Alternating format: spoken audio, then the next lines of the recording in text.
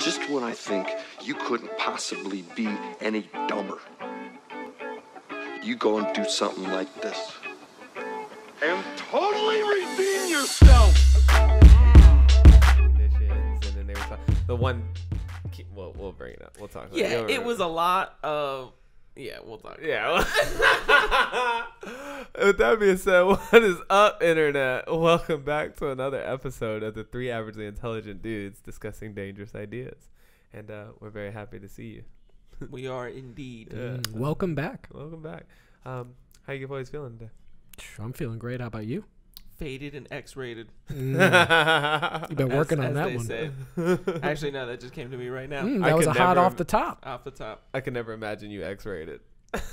I like what's X-rated, Mac? Yeah, like it doesn't exist. It's like him listening to like EDM and shit. Just like infiltrated and X-rated, excavated. He's like constipated, like, getting agitated. Anything that rhymes. Yeah. So, anyways, boys. So lately, I've been watching. Not lately. I haven't been watching it excessively, but one time I watched it. This one. I haven't been rewatching it, but well, when I guess watched it's like I feel thing. like I've been watching it because I had to watch like half of it and then pick it back up and shit. But Jeff Bezos documentary on YouTube. It's called Amazon Empire: The Rise and Reign of Jeff Bezos. It was a frontline piece, and of course, you know, I passed it on to you guys so that you could watch it, and wanted to hear some of y'all's takeaways.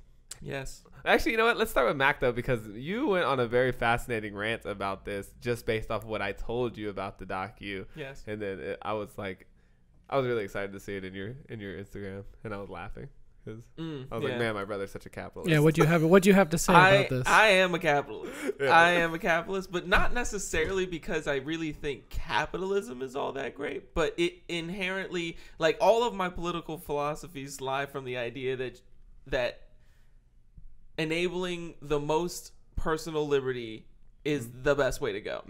And in so doing, following from that, capitalism happens to be the most free form of economics, like a capitalistic economy that enables the most liberty that we've come up with so far.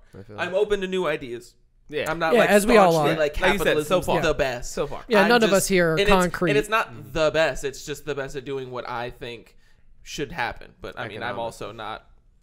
I really like averagely intelligent, so I don't know what should be happening. I love your term personal liberties. Personal liberties. How would you define personal liberties? So basically, for me, it's just there's two fundamental like rules of society. You don't hurt people physically, and you don't take their stuff.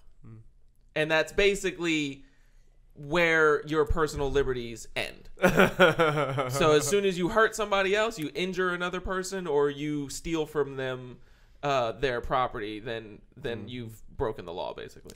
And then everything outside of that is just basically arguing personal preferences between people, which I don't think is really fair. Yeah, and I think I think we can all agree that hurting people and stealing their things is not something we want in society. It's about how you define the stealing your things part. That's where I'm like, well, taxation, is that theft? Are you stealing? 100%. Absolutely, because I don't want to pay it. It's like so it's against my will, therefore it's theft. It's just government theft, you know. Yeah. I feel that, but right, because if I were to tax you personally, that would be theft. Now, see, this is but what I think. There's a difference when I do it and when the government does it. Yeah, just playing devil's advocate here. What happens if I steal your clean water? That is, well, your access to water, it because yeah, I polluted it. Because I polluted the fuck out of it. Your access to it, yes. Yeah. Like that's. I think that it's like because I'm an as is kind of guy, so I don't like the idea of like super hardcore like precedents and stuff like that. Like I think you have to look at every case individually. Oh, I feel that. Because like the situations are different, and they're trying to be like, well, back in 1967 in X versus Y. I always agree that history is a good ruler, but we should not. We can measure with it, but it's not your final cut. Exactly, because we keep making it, you know, and it's changing. So like, we keep making it. Yeah, like you can't. That's my argument against socialism. Everybody's like, Bernie's a socialist, and I'm like, let's define some new terms, because this is the age of the internet. Like socialism as it existed in communist Russia, like a hybrid and version of that. Yeah, there's tons of different ways to categorize this other than just socialism. It's interesting because we're going to talk about that a little bit later in the podcast with music and stuff and how we've been blurring some of those lines. The and it would be very interesting undefining to see genres. Undefined genre. And that would be interesting to see that happen in the political landscape as well. But nonetheless, so Mac, thank you for catching up on the capitalistic views. But so what do you think about the Jeff Bezos and Amazon situation? So I think, well, first of all, I like you said, when you first told me about it, I kind of had the same thoughts on the whole subject that I still do now. But I did appreciate learning more about the specifics of their argument. Yeah.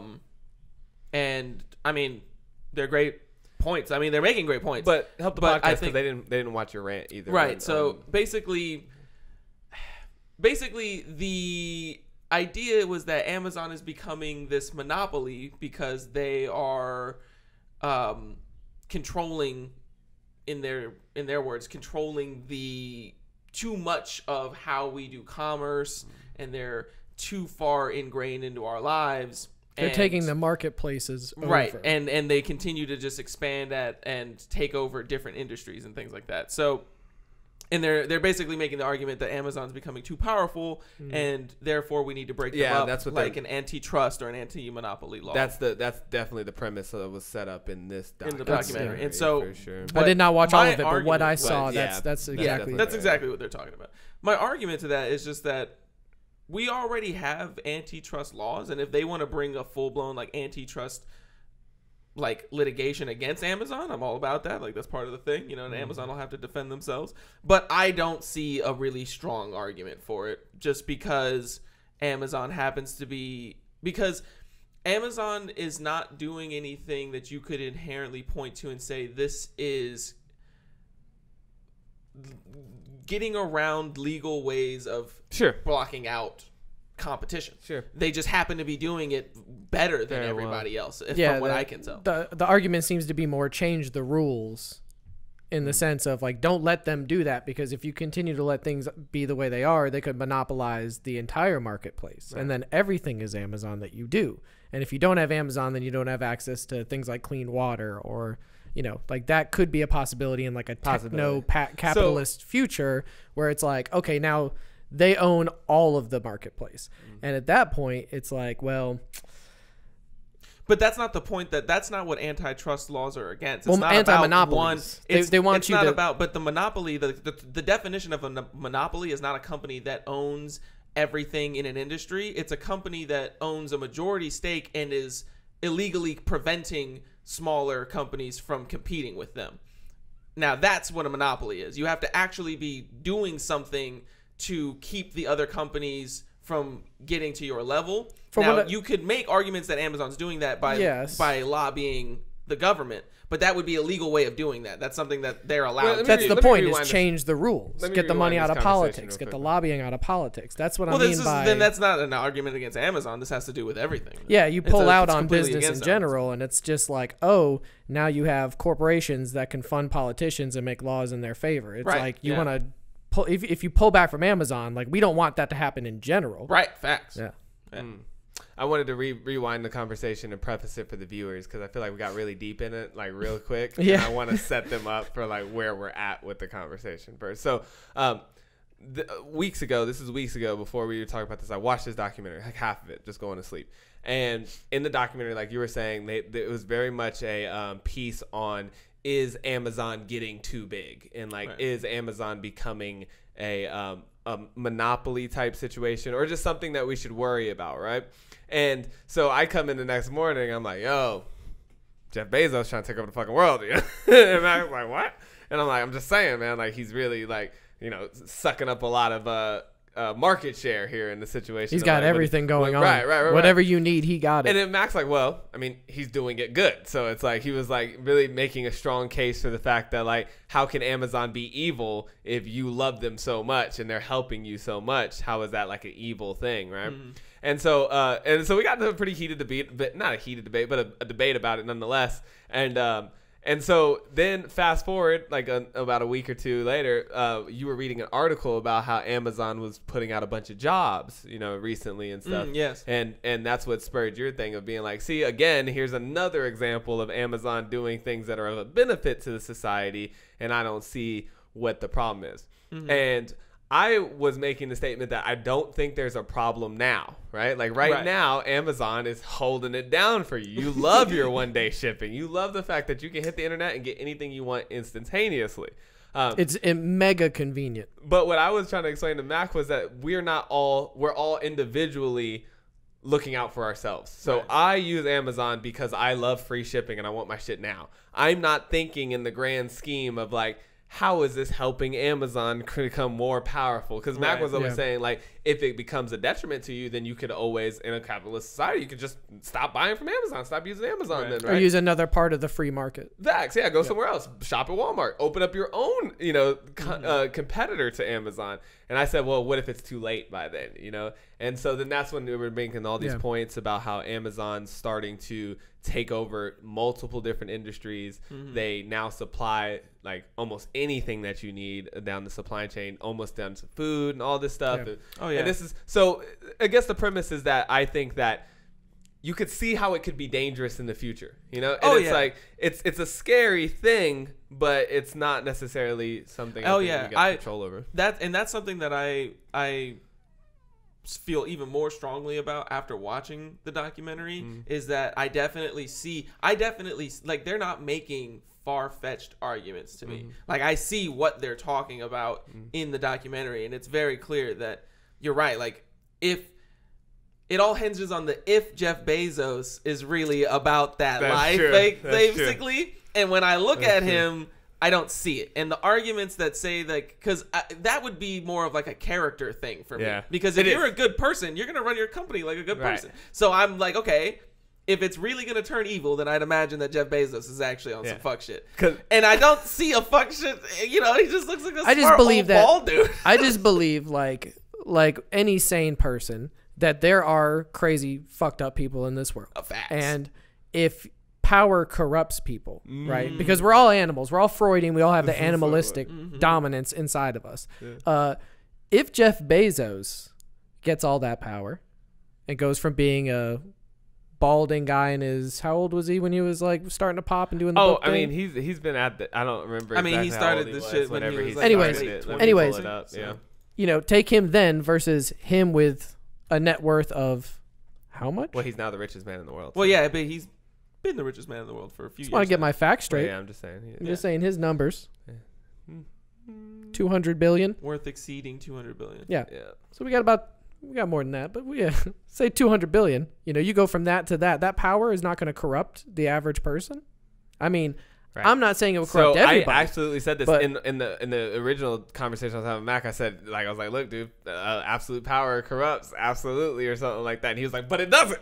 But it doesn't. Though. I'm not saying it does to everybody. Sure, surely that's what I said, and he countered me with the. There's at least one example. Marcus Aurelius is an example of being somebody who literally had the power to do anything he wanted with the entire known world, and he was historically one of the most upstanding people that we've ever seen. Right. Fiction and he was one of the most powerful people as well. So it doesn't happen to everybody, right? Correct. But that's what I've said. I was like, look, but a lot of people along the way start off with great intentions and lose their way along the way. You give people infinite money, and just depending on like at the time too, because like you can point back to like Caligula or something and be like, this motherfucker had sex yachts that they were having orgies on, the lists and everything. Like, so definitely it fucks with people more often than not, because I mean, I think that most historians will say there's about 5 good emperors in the entire empire of Rome, which it wasn't an empire the entire time. It was technically a republic for a long time,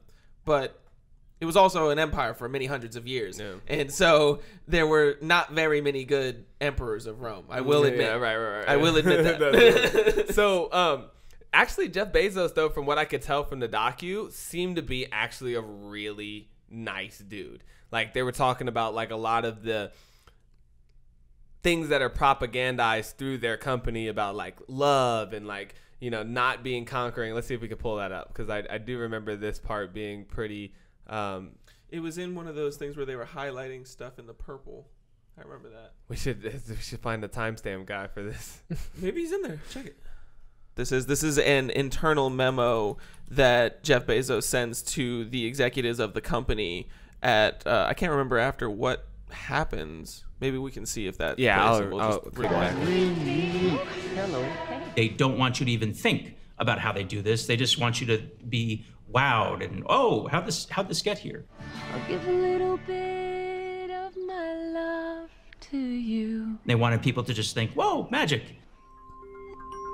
Good marketing. I was going to say that's actually one of the 48 laws of power. Yeah.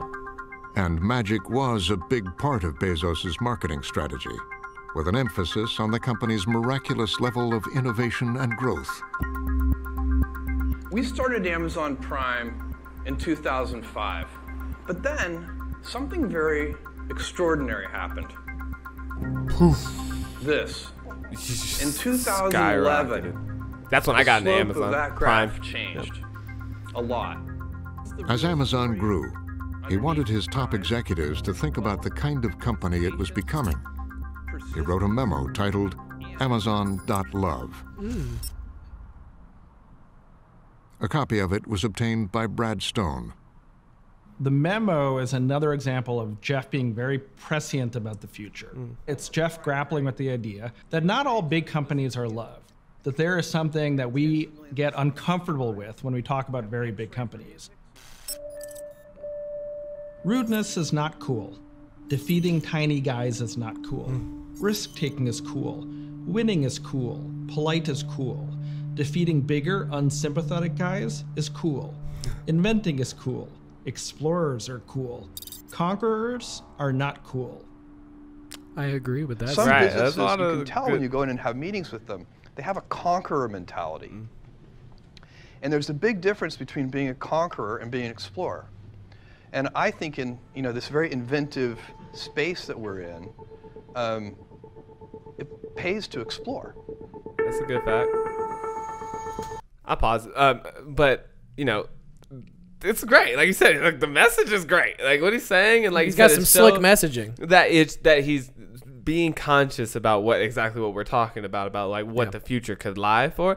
But there's also a difference between saying something and living it. I mean, you know? that's that is just like, I am glad to see Jeff Bezos wrote that memo because it shows me like, and it gives me, there's a little bit of bias involved. They're slathering on a little bit, but it makes me think like, okay, Amazon.love, I feel you, Jeff. Yeah. But that's just a memo. We don't know exactly what policies or things he's done within his company. You can look at specific things like not unionizing or not allowing unions, which is, you can make, there's a lot of arguments there about unionizing. Sure. But that was something that was like a benefit or not. When you were talking about in the beginning, like about monopolies and stuff like that, I kept thinking about unions too, because like in my brain, I always jump to workers' rights. Right. Like workers' rights is something that is at the forefront of things that I care or cared or still care about. Yeah. So, how is Amazon with unions? And that's something that, there's a lot of information out there, and it doesn't seem like they're really friendly with unions. They're very. Amazon is very much against unions. Yes. Yeah. Absolutely. So that's where, and I know with your point of views, with basically like the idea that taxation is theft kind of leads, like that opens a lot of doors where it's like, well, unions would tax you. You know what I'm saying? Like they're taking from you, they're stealing from you. If you're a worker, the unions there's would a difference quite with a the bit union. from you. There's a difference with the union because there's a lot more options when it comes to like I'm open to unionizing. If people want to allow unionizing at their privately owned company, and they do, and then those employees are allowed to opt in or out of that union, then I'm cool with that. Because the moment where you say, and even if you have a union, because I know that some companies, the way basically is if it's unionized, then you have to join the union. Otherwise, they won't even hire you. Yeah. So even if that's the instance, that's not like the only company you could work for. So you still have options. There's no way that you could still opt out of it if you wanted to. You can't opt out of taxes at all. Yeah. And you get very little say in how they're made. Yeah. You get to say who was making them, but not really. But you don't get to decide. But you don't get to decide how it goes down how afterwards. much contribution you Yeah, we want. don't have control over how it's spent. So, that's why I'm a little bit more open to unions and stuff like that. I personally would not let any of my employees unionize ever. but I also don't plan on having lots of employees either, because I think that's like, I'm just going to contract stuff out now. But it is. I understand because it's in the same way that big companies sometimes are very bad. Unions are also very bad. Can be. They can be very bad. The corrupt power. side So of the yeah, corrupt. I mean, like, it's not like unions in and of themselves are good. It's if the people behind the union are doing good things with it, then it will be a good union, and I think that they will accomplish a lot of great things. But it does seem that was a move for Jeff to continue to hoard some of the power that he has with Amazon, right? Instead of distributing some of the power to the employees, he was like, no. Like, I'm in charge of this. You do what I say. Well, I mean, you don't get to decide how many bathroom breaks you get. You don't get to decide how long your lunch is. You don't get to decide how many vacation days you got. It's valid because, I mean, some people would say they don't have the right to decide those things because you don't it's not your company. Like, how could you possibly know what's best for the company that I built? You know what I mean? There's also the level of skill involved in your job. If you're like a master technician, you get to make some of those rules in a sense because your skills are more needed. But there's two more valuable. other CEOs that are underneath Jeff Bezos as well, and they interview one of them in here. So I forget how we got on. Oh yeah, so he puts out this memo, but then that's the thing that's like in this, they immediately start assaulting that he hasn't always quite lived up to that. One of the solid points that they made in there was in the early days of when they started doing books. You all saw that part, and they started squeezing the publishers. Yeah, right. And being like, look, if you don't fucking take this contract at the percentage we want it, we're not going to sell your book. We're the biggest book seller. There ain't nobody else selling these books. Right. Which is a scary sign of things that could come in the future as well. Medicine. That we're talking about, right? Oh, you don't want to buy your medicine through us? We're talking about they're getting into food, right? And that's like a struggle, man, for me. Is like, when they bought Whole Foods and everything. When they're buying Whole Foods and now they're trying to make these like contactless grocery stores. And I made the joke on Mac's post. He was like, look, man, they're bringing this and that. And they're innovating the marketplace, the food marketplace and stuff. And how been? I was like, yeah, that's great today. I was like, today it's the cashless grocery shopping system. I was like, tomorrow it's oppression based on class. It's like, or not. Oh, sorry, you're not allowed to get, like, the alarms start going off when you try and get out of there with the rich bread. He has a temperature. You're not. Yeah, he's got a temperature. Get him out of here. But you know what? Call me old fashioned, but I like that idea of innocent until proven guilty. So as soon as you can show me some damning evidence, like they made some good points in this documentary, but I didn't see any like a smoking gun or anything. Like, they definitely can't bring up no court case based on this documentary. Facts. It's very important. So funny watching. Hal and I share a birthday. We're both born on January 12th.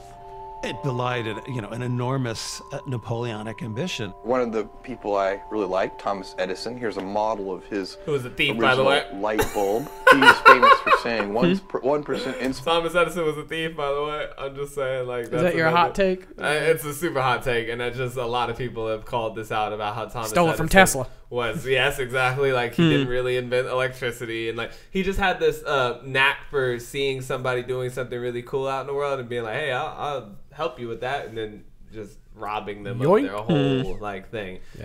Which, some people would say that's not robbery, that's called investing or whatever. He was a producer. Yeah. But I'm just saying, like, when you literally squeeze them out and like try and take credit for the invention and everything, it's thievery. Yeah, it's not thievery. Like, hey, I helped this dude bring this to the market. It's like, no, it was me. It was me. I really made it. Yeah, why you got a statue of a thief? It's the McDonald's brothers, or it's not the McDonald's. Ray Kroc. Ray Kroc, right? It's like, I made McDonald's. Like, no, you didn't. You bought it. So this was a good point right here too about how, like, Jeff called and he told me that he and Mackenzie were quitting their jobs and they were moving to Seattle and starting a company. I said, great. Well, what are you gonna do? He said, we're gonna sell books. I said, nice. He said, on the internet. I said, oh, Jeff, why will anybody buy anything from you? And he said, well, we're going to have more books than anybody else. Thanks. One of the first names Bezos considered for his new website was Relentless.com. Why Relentless? Relentless meant we move on no matter what. He ultimately obviously decided that Relentless wasn't quite the right fit. Amazon, Earth's largest river, was. Amazon means gigantic. In terms of relentlessness, so stopping at nothing, is that an apt description of Jeff? No. It's not that Jeff stops at nothing. It's that when Jeff sets his mind on a goal that he thinks he can achieve, he won't stop until he's proven wrong or until he achieves it. Sounds like a really good quality to have. Jeff and Mackenzie had rented a house in Bellevue, and then we moved to a It's like how I was afraid of naming my company Nebuchadnezzar because I thought that people would, you know, relate it to the Babylonian king who like tried to conquer everything or whatever, right?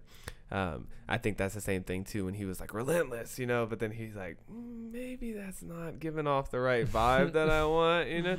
And then even that seemed like a very political answer. They do that like quite often where they're giving the official, like when they keep stressing the one CEO about the work hours and stuff and like the work environment, he's like, we have a working community that, you know, encourages people to want to come back to work for us. Yeah, there's but like a talking point. Yeah, it's like, you know, it's like their standard reply to that type of question. It's like same thing with that. The whole time they were talking about the I'm gonna injuries on there and everything I was trying to figure out. It sounded like they were talking about the same factory.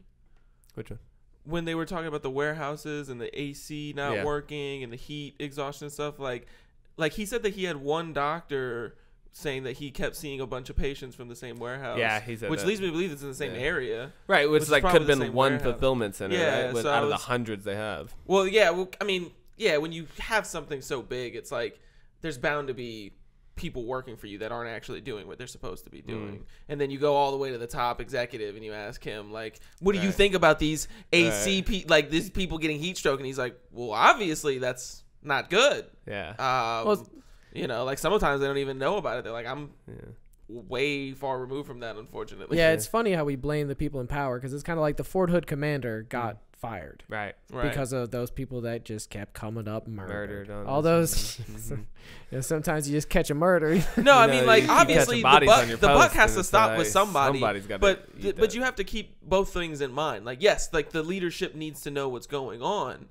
But also, you know, if it's and that's why I was just looking I wanted to look more deeper into that whole part of it to see like, okay, was it multiple locations? How long of a thing was this? Like was this like their AC broke and then everybody got fucked up in the time that they still had to work or something like that in like 2 weeks? Or was it over the course of many years a consistent problem? Because, you know, like if something happens in 2 weeks, they're not going to let the CEO guy know about it.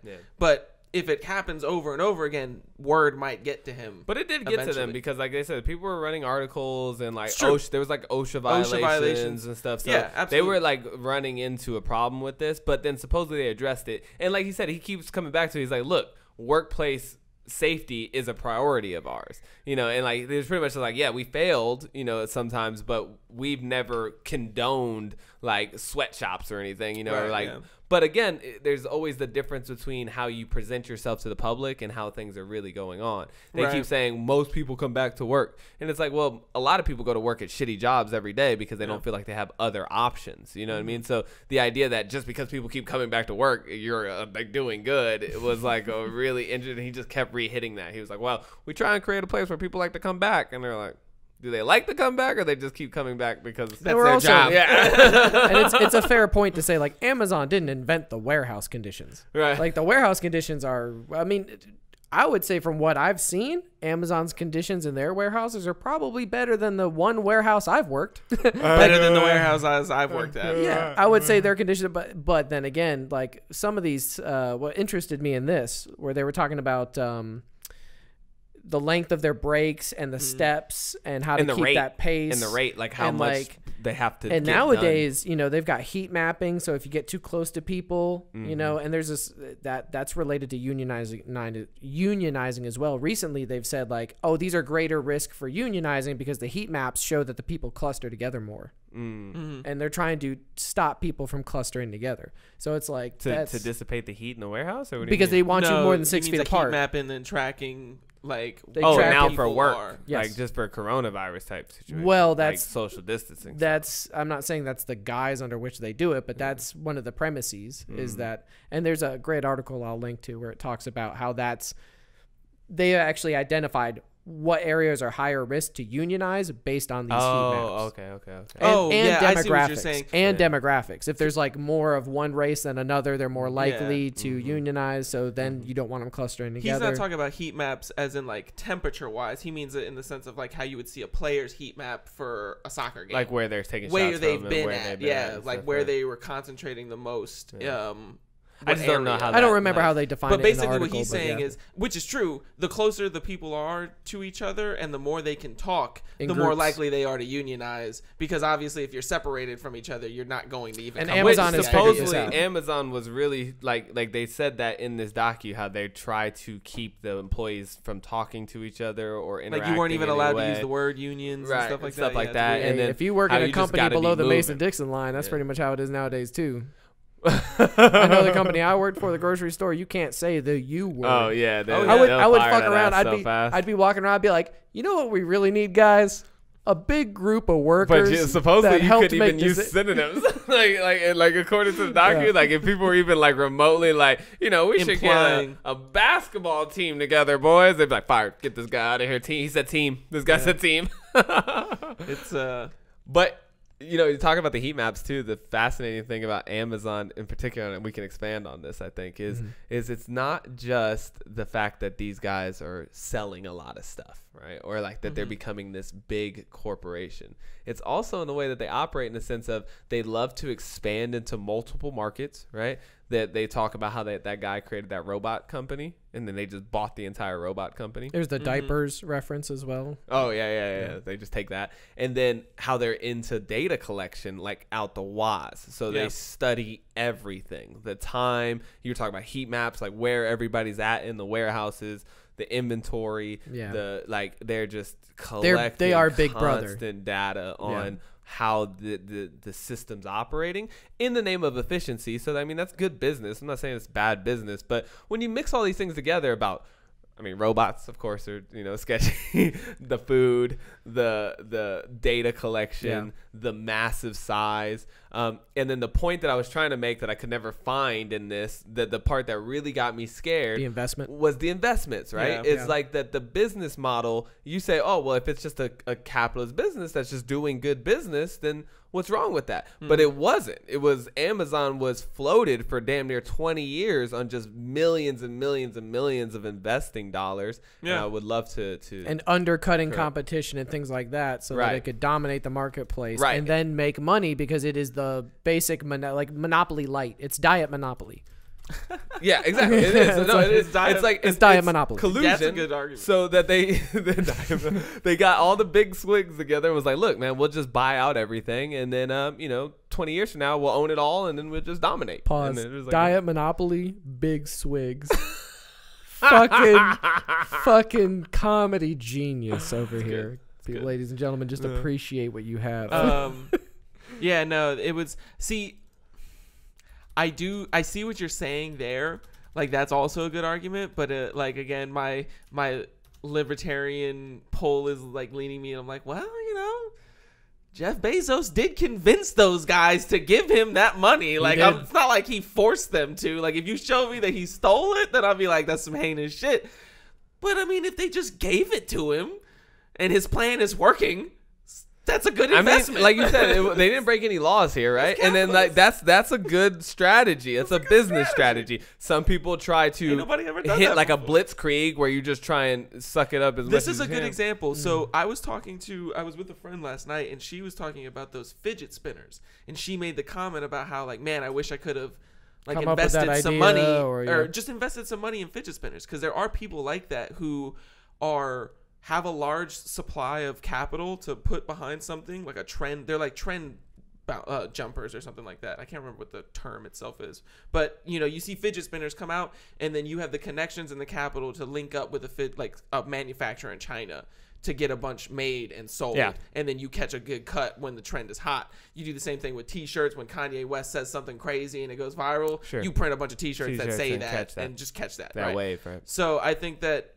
in the same way, like there's that kind of style of business, and then there's the Jeff Bezos style of business where he convinces a bunch of crazy rich people to be like, look, we're not going to make any money for 20 plus years. But then when we do make money, we're going to make so much money that you'll never know what to do with yourselves again.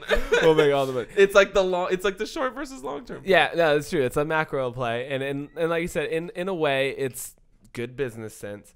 But to pick up the counter of that argument, I'm like, who are these people? You know what I mean? Like super PACs worry me the most in the sense of people with very individual interests coming together to create these gigantic conglomerates that like own things, you know. This brings us to Citizens United and money in politics, which is a topic that we like to touch on because I don't think you with your libertarian style beliefs, and I don't think any of us agree that we should allow private companies to pump millions upon millions and millions of dollars to influence laws, politicians, votes. Agreed. It seems like the dirtiest thing that we have going right now. We got a lot of dirty shit going on in our government, but that's some dirty ass shit. It's 100. Like even like games we play, like the NBA and soccer have like rules in which you can't just come and drop $1 billion financial on a fair team. play, right? Exactly. Financial fair play, and to not in even have that in our politics is crazy to me.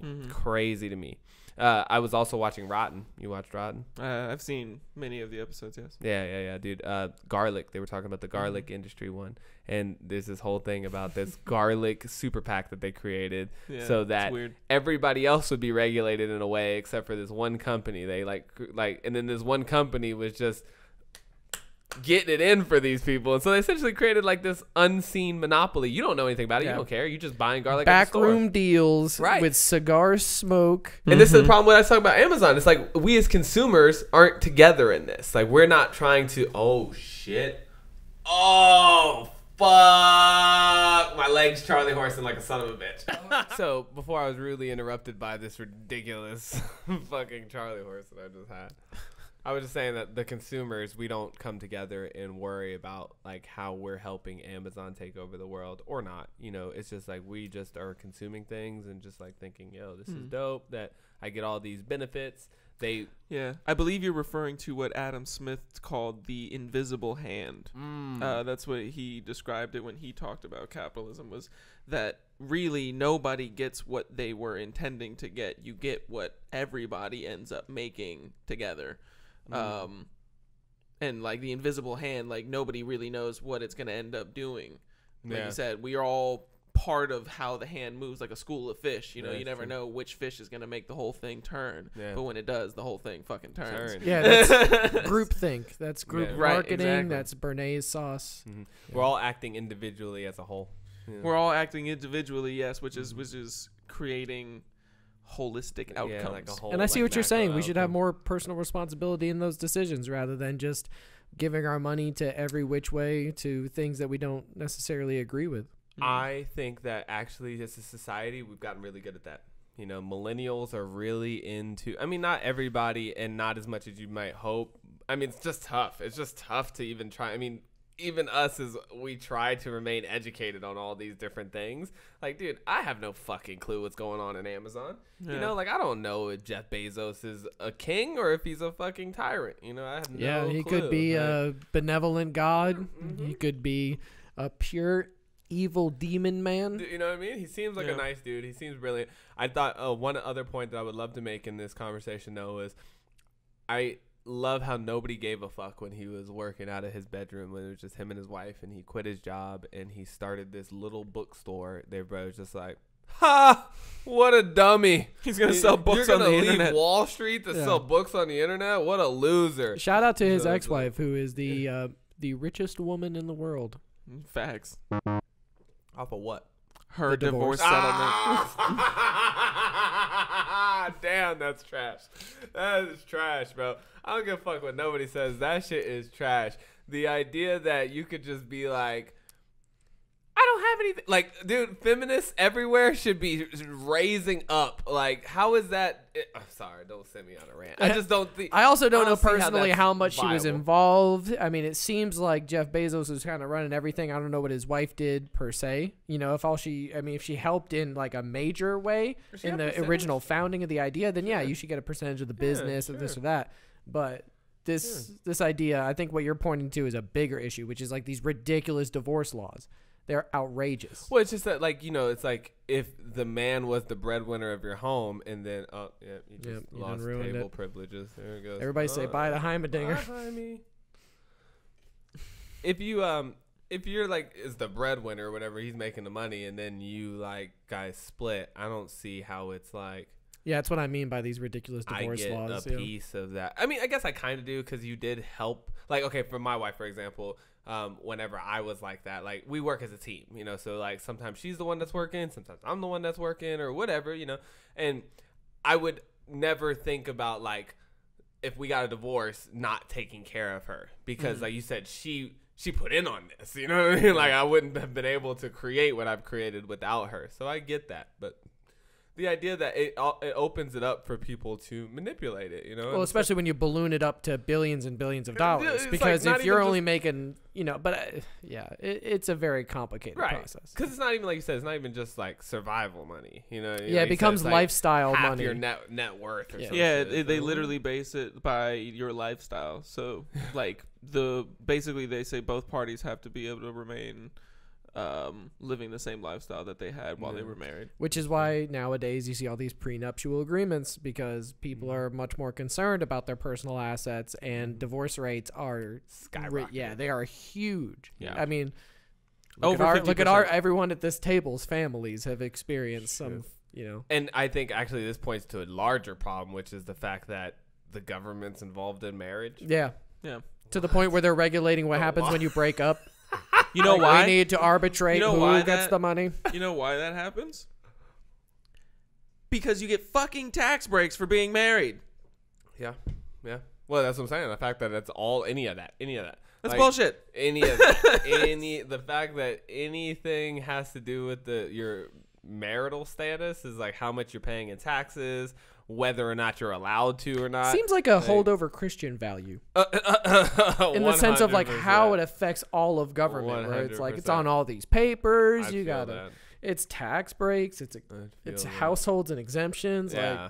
I love when people talk about how like this country wasn't founded on Christianism, and I was like, Christianism or whatever, Christianism. That was good. I like that. I'm like, start calling that shit Christianism. I mean, y'all motherfuckers with your Christianism. Sure about that? Like, deep into Christianism. The very first people to come over here were the Puritans. Yeah. They started that shit. They were really into that. They were the people. I guess not the very because we're the Mayflower people. Well, yeah, but I'm just saying like the first colonizers, not the explorers. Yeah, not the conquistadors, not Spain, Columbus. not He Portugal. They weren't into Christianity. No, they brought it, but it wasn't like they weren't the ones. They brought it. Let me make sure to let you know. When they killed people and set up mayors in Cuba and shit, trust me, they brought some Christianism. But what it was they weren't the ones who ended up going on and founding a country. Yeah, that was Mayflower and the Puritans. Right. So those people set up the they were fleeing persecution. Long-term standing of Christianism in this country. And I mean, all the founding fathers were Christians. Like everybody and their moms literally was religious back in the day. There was no such thing as like an atheist. They killed all those people. We actually now they're the largest religious group is non-religious. True. Or they're about to be. I think it's coming up. I don't remember the numbers. We were just talking about this last night though. About as soon as all these young kids choose. Never been a president that is of another religion. Right? Yeah, specifically Jewish or Muslim or atheist. We've had a Catholic. Zoroastrian. Mormons. Hey, shout out to Mitt Romney. Shout out to Mitt Romney. No, none of that. The Mormon candidate. Yeah, he was Mormon. I didn't know that. Yeah, I'm almost positive. Church of Latter-day Saints, commonly known as Mormons. Yeah, or the LDSs. Yeah. He was the Republican candidate. There's a wiki Obama. page for the public image of Mitt Romney, and I would love to segue. I'm gonna use this as a segue. I have to. Okay. Not Mitt Romney, but his public image gets its own Wikipedia page. What? And John, you were talking a lot about how we were talking about digital avatars. Right? We did have a great discussion today about the Matrix and digital avatars. Right. Yeah. And I think this is a fascinating segue into that. In the sense of just like I said, like if your image can have its own wiki page, then what does that make like your social media and stuff, right? Because like often you're judged by your, you explain it, because you talk about digital avatars the most, like that's like your term. Well, because in like real life, if you hear me say something and then you say like, oh, John likes to say things like that or something like that, and it's like, you just know this about me. But if you are a digital avatar and you look me up and all you have to go off of is like lyrics that I wrote to a song or my creations that I put out to the world, then you're going to get a completely different idea in your head of who I am rather than meeting me. But it's the same thing. We are the same person. I am my digital avatar. I present it, I curate it and give it to you. So we, but he said it's like a, it's, but like but when you put it out to the public, you don't get to you don't get to be there in person and say, oh, the reason I wrote this song is this, or add context or anything like that. There's no pheromone exchange or smells or anything or body language. It's just, for the most part, like in the sense of like a song, it's their interpretation. And it's a digital avatar is your representation. They interpret it like a piece of art. But then they'll call it you though. They will say like he said this. It's because my Twitter says. But my Twitter is a cultivated feed of my thoughts, my text, in text format, in picture format. That's what I'm saying. Like, you curate and put out to the world, but you don't get to decide how they take it. So when James Gunn tweets all these really bad jokes, and the context being that these jokes mention pedophilia and things like that, when you joke about that and then people come back and look at that joke and take it out of the context of whatever you had intended. So if you were just trying to get a laugh, and that's what Twitter was, and all your friends on Twitter were all comedians, or whatever, and you're just trolling. Now, 5-10 years later, you're a pedophile. Boom, you're out of you're not doing this movie or that movie. Now, shout out to James Gunn for bouncing back, assuming he's not a Satanist pedophile. Yeah, right. Which then I would retract. Then I would retract that statement if that ever becomes true. But see, that's the fact. We don't know though. We don't know. We only know his digital avatar. We don't have him in front of us. We know what he, like you said. It's like, does Hillary Clinton eat babies? I don't really know. Have you ever met her? Have you ever gone to the basement of Comet Ping Pong? I haven't. I've never been there. I don't know what they do in their spare time. You know what I mean? Same as we were talking about Amazon, right? Amazon could put out Amazon.love all day long. But what you do behind closed doors and who you really are as a person, we don't know. It's just so different. We just don't have that information. But it's fascinating. They have it about us. Yeah. Yeah, they know who you really are. They're watching you. Yeah. But it's strange that, damn, I really want you to bring me back to this. But sorry, you remember when we were playing with the augmented reality thing and you can like put products into your house? Bro, have you seen this, John? No, but it sounds a lot. I'm really big into augmented reality. So let me tell you about it. Amazon has this thing on certain products, like large items, where you can pull your phone up and see what like a couch would look like or fit in your house on your screen with augmented reality, and it stays in one spot and you can walk 360 degrees around it. Welcome to the future. And they record that information. Yeah. Oh, 100%. You're doing it for the CIA. Like the CIA is just sitting behind. I'm 100% convinced Amazon is mapping all of our living rooms. What do you think TikTok's been doing, buddy? Facts. Yeah. But I think that it, again, I'm still in the camp of like, I could see how they could abuse that. But until they do. Until we catch them. Yeah, you know, like, because I don't know what they're going to do with the scanning of my living room, but I'm sure I'm going to like it. Based on everything else that I know about Amazon and Google and stuff, I'm going to like whatever they do with my 3D living room. Are you going to like what they do with your information too, though? Like, that's what I'm saying. Like, I've liked I like what Google's doing with my information. Yeah. I was able to find my way to somebody's house a few days ago, and I didn't have the address only because Google tracks everywhere I go. Yeah, I knew where you'd been. Yeah, you'd been there before. And I think that there is a little bit of my like conservative leaning side coming through in this one, just because it's like I'm also like I'm not going anywhere seedy. Like I'm not worried about anybody finding out where I'm going. So I personally feel comfortable putting my whereabouts on these, like letting my data go out like that. I'd like to make a but point not about everybody that. is. Me too. I'd like to make a quick one. It's just like, but what if it's not just the company having that information and you are in an actively oppressive government situation?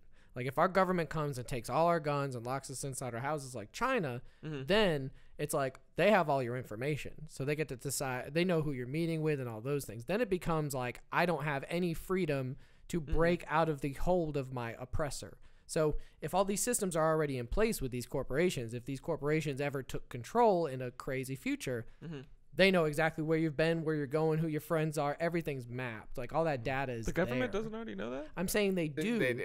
So if you were in the sense of, like, I'm not going any place crazy, but if you were, like, But when they decide if you were that your oppressed, because friends- right now you're not super oppressed. We're not super oppressed. We're placated. Like, Right. we're allowed to do whatever we want, Right, basically. right. But if ever come down to, hey, by the way, government said you can't leave your house. And then you leave your house. Now it's like, you are going somewhere.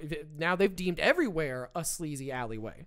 See what I'm saying? So, like, that's where I get scared of this technocrat future of the government has enough controlled, taken over by the corporations and taken over by the money, that they then could do some tyrannical shit with all that data and information. And Yeah, I mean, I'm not saying that they couldn't, but I mean, he just doesn't. He's not worried about that. yeah, because right now you're not doing anything illegal.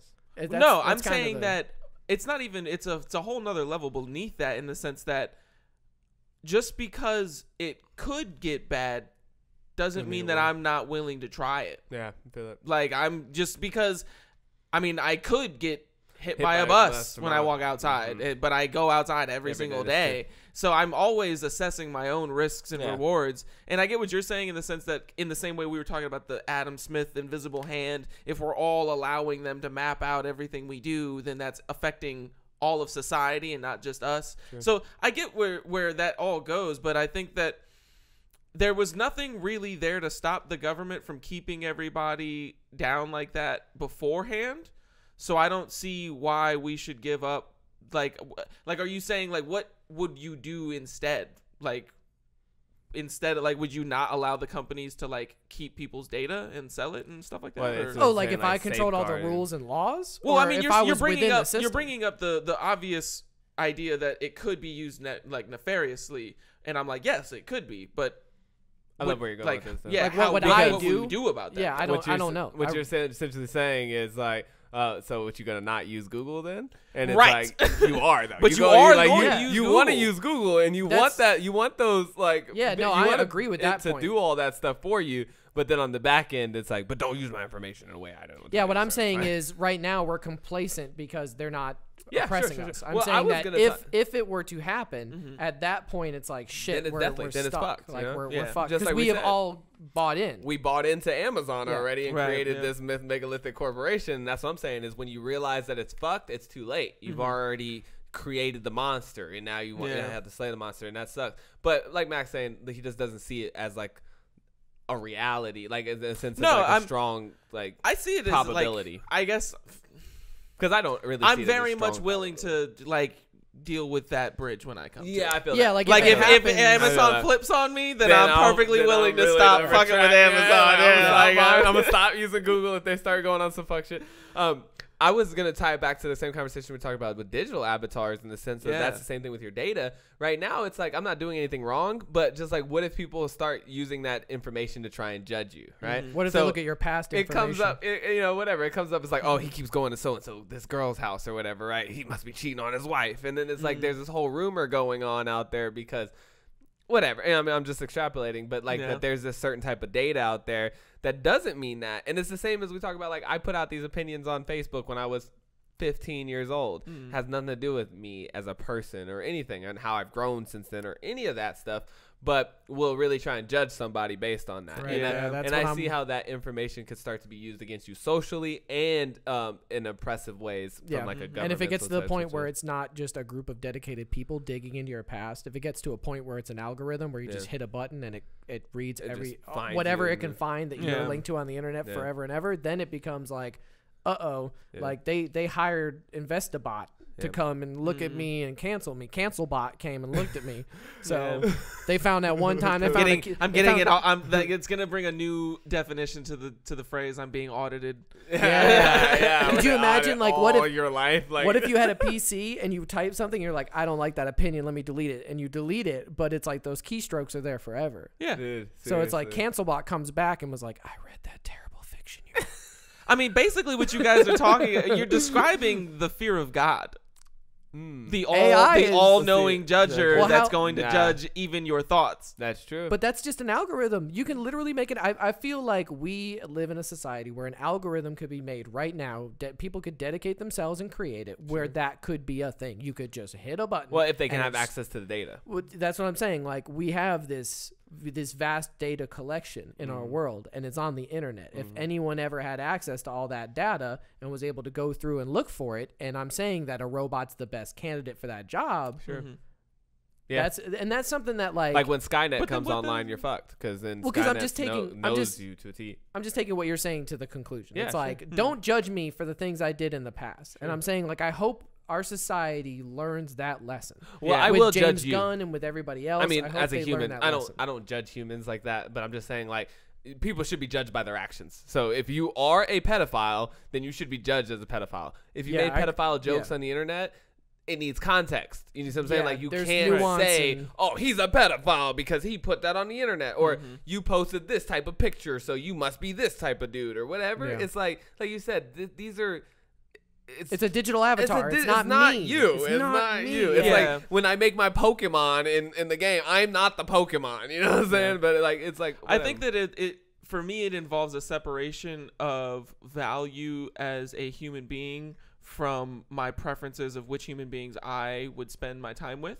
And I think that gets conflated a lot. Like, people assume, like, if you don't want to spend time with someone, then you're saying that they're, like, not worthy of your time, or you know, like, they feel very negatively about that. And it's like, well, no, I mean, I have personal preferences on lots of different things. You know, there's food that I discriminate against, and there's types of people that I discriminate against, and I don't discriminate against them based on their race or based on. But even then, like, even the people that I discriminate against, I don't feel like their lives are any less worth anything than mine. Sure, it's just like, I just don't fuck with you. I just don't fuck with you. Yeah, which is like, fine. hey, like, know, other like, people out here will fuck with you. Don't worry about it. Like, oh, it's in just- I'm fact, you know, like, I'm not just everybody gonna that like one. you, and you're not gonna like everybody. One of the things But I think like that- too is, like, if you don't fuck with somebody, you don't got to explain yourself to them. Yeah. You don't have to tell them why you don't fuck with them. You know, Right. Just don't fuck with you. And just be like, hey, look, man, you know, like, it's just, you know, We just don't vibe. we just don't vibe. Yeah. I wouldn't even give them that much. Well, it depends on Just how I had off to do it. this. I had to do this to Ollie once. I had to tell him how, like, I was like, look, I really don't fuck with you Yeah, like that, I remember, that yeah, much. Like, yeah. you know, like, and it really only came, like, It hurt his I like feelings. hanging out with him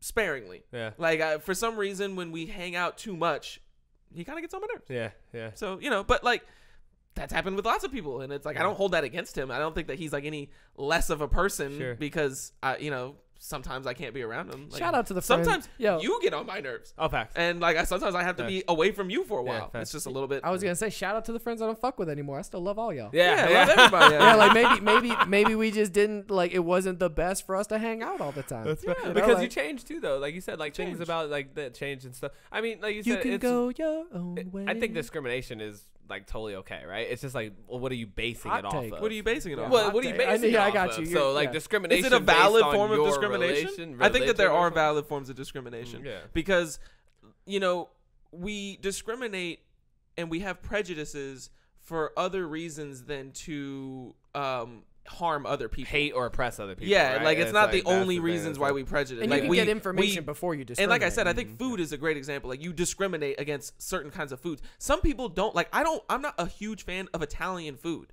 Does that mean I don't like Italian people? No, But it's I love the same Italian as people. likes too. It's like, why you like the color green? Yeah. Like, does that make green a better color? Than Yeah, am I trying to red say or that blue is worse than Yeah. green? Like, nah, I mean, I just no, like fuck green. with It just green, yeah. What's Well, you funny can't is see these this don't isn't sound green, but- like hot takes, but what's really funny Oh, is the that internet will take you- it there the and internet will look run at something and be like, away. "Are you saying that?" Ross Because, like, said he's with color, discrimination. like, with He color, discriminates. with color, it's funny because it's like, my favorite color is green. It's like, is green better? No, I just prefer green. And it's like, well, what about like white and black? One is the absence of color, and one is like, you know, like all the colors. So it's like, that's discriminatory. I like black, by the way.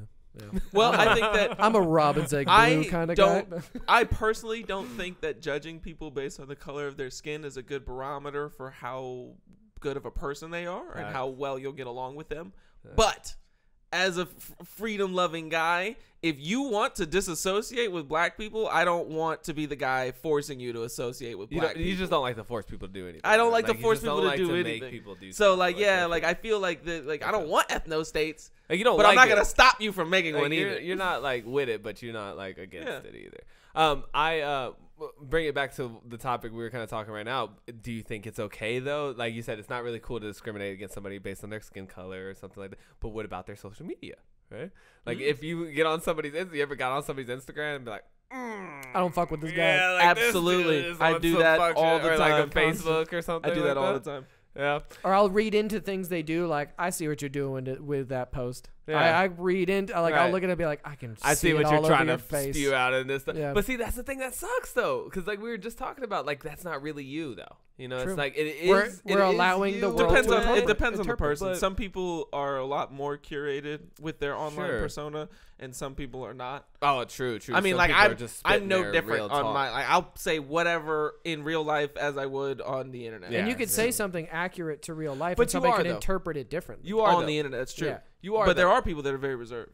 You are though, in the sense of like somebody's an acquaintance to you, right? Until you've gotten to know them better. Right. So same as like dating a girl and living with a girl, two totally different things, right? facts. And so it's same as social media in a sense. You're always curating it because there's only a small sample size, right? I make a 15-second post to my stories out of my 24-hour day.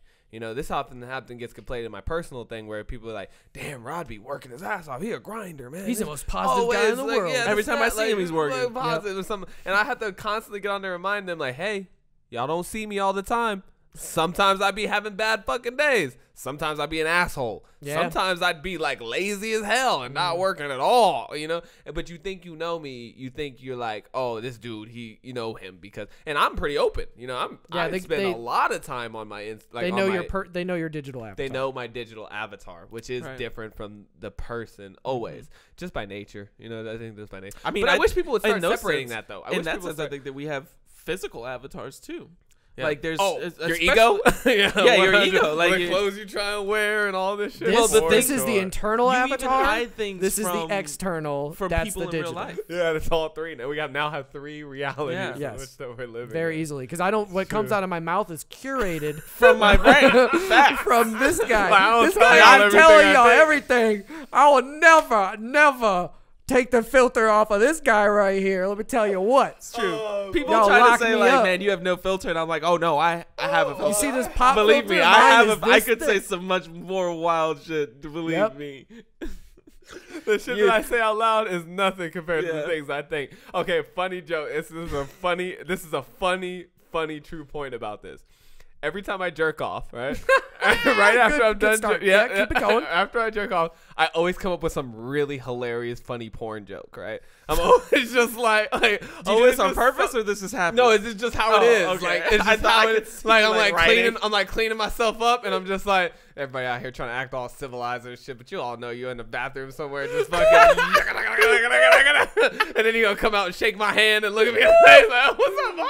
Pretend like none of us do Like, this. yeah, exactly. Like you a Everybody nasty all walking motherfucker around too, aren't all you? civilized. I'll see some crazy shit, stepsister, brother shit, and I'm like, y'all motherfucking nasty motherfucker. fuckers. And they go look at me talking about I'm nasty. Get the fuck out of my face. That's so funny. We don't know, dude. but because it's constantly curated all the way down the line, and like you said, always to the point where I finally get to make. That's why I'm glad we have this podcast, because in my personal brand, with right, like your family, I can't make that joke, and Yeah, that's what this always is the perfect kills place me. for that joke. I'm like always like, dang, that's a good one, and I was like, I can't say that though. Like it just doesn't.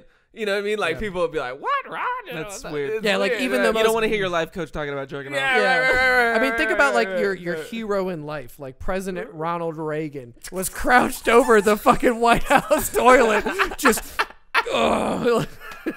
you know, just demented and shit, thinking about his fucking just past. ripping his wife a new one or whatever it does. Yeah. But you know, we do some freaky shit like stand on your head while I fuck you from here, but then come out and try and like put your suit and tie on. Yeah, acting all you're normal in and church shit. and shit. Like, Yeah. oh, Sally, hey, how's it going? I loved your apple bread last week. You know? Yo, I There's bet you levels that. of this Like, shit. don't say that. And it's like, bitch. Be like, hey, Miss Becky. Be like, Miss Becky's a fucking freak. She'd be in there fucking. You know what I'm saying? Just Dude, like, did you guys see Bill Burr's newest stand-up comedy where he does a whole bit about this? He's like talking about like rough sex or something. He's doing it in England though, and it like it's obviously a joke that would kill in a theater in America, but for some reason he's talking just about wasn't- it, and yeah. then he's a little bit quiet. It's like quiet in there, and he goes, Oh, what? That doesn't happen in jolly old fucking England? You guys don't know that?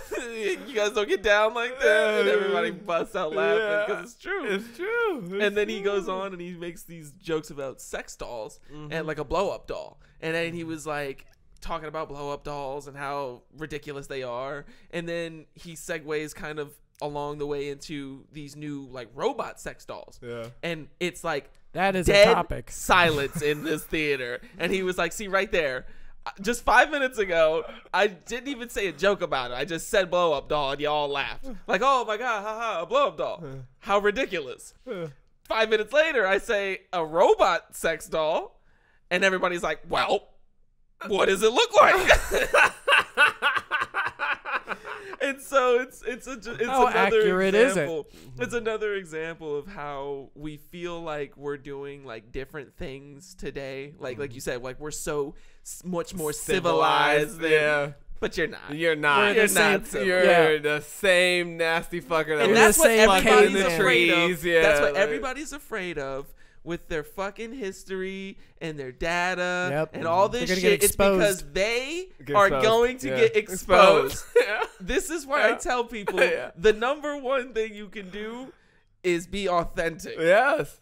If you like to fuck feet, then go out there and fuck some feet, dog. Just be a foot fucker. Because I'm telling you, it's worse. It's so much worse to be found out to be a foot fucker when you present yourself as a non-foot fucker. That's how we get you. I would never fuck feet. least And then if the you- cancel bot It's turns not- out he's actually- loving Both of your whole He's got search brother. history He's got and brothers, it's stepsister, Steady. feet fucking. Based porn, on the timing of this bookmarks. history, I'd say that he was masturbating in the bathroom to some foot That's why fucking you're videos afraid. right before he came. That's out why here you're and said afraid of that. your Yep. data getting out there. And that's why you're because afraid. it's not consistent with the your person outside that persona. The digital trying to avatar that I present present to has yourself. nothing to do with foot fucking.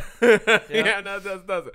But it's very fascinating that, like you said, now you have the digital avatar. Because it was just back in the day, it was just that. It was like your inside brain and then the things that I say outside.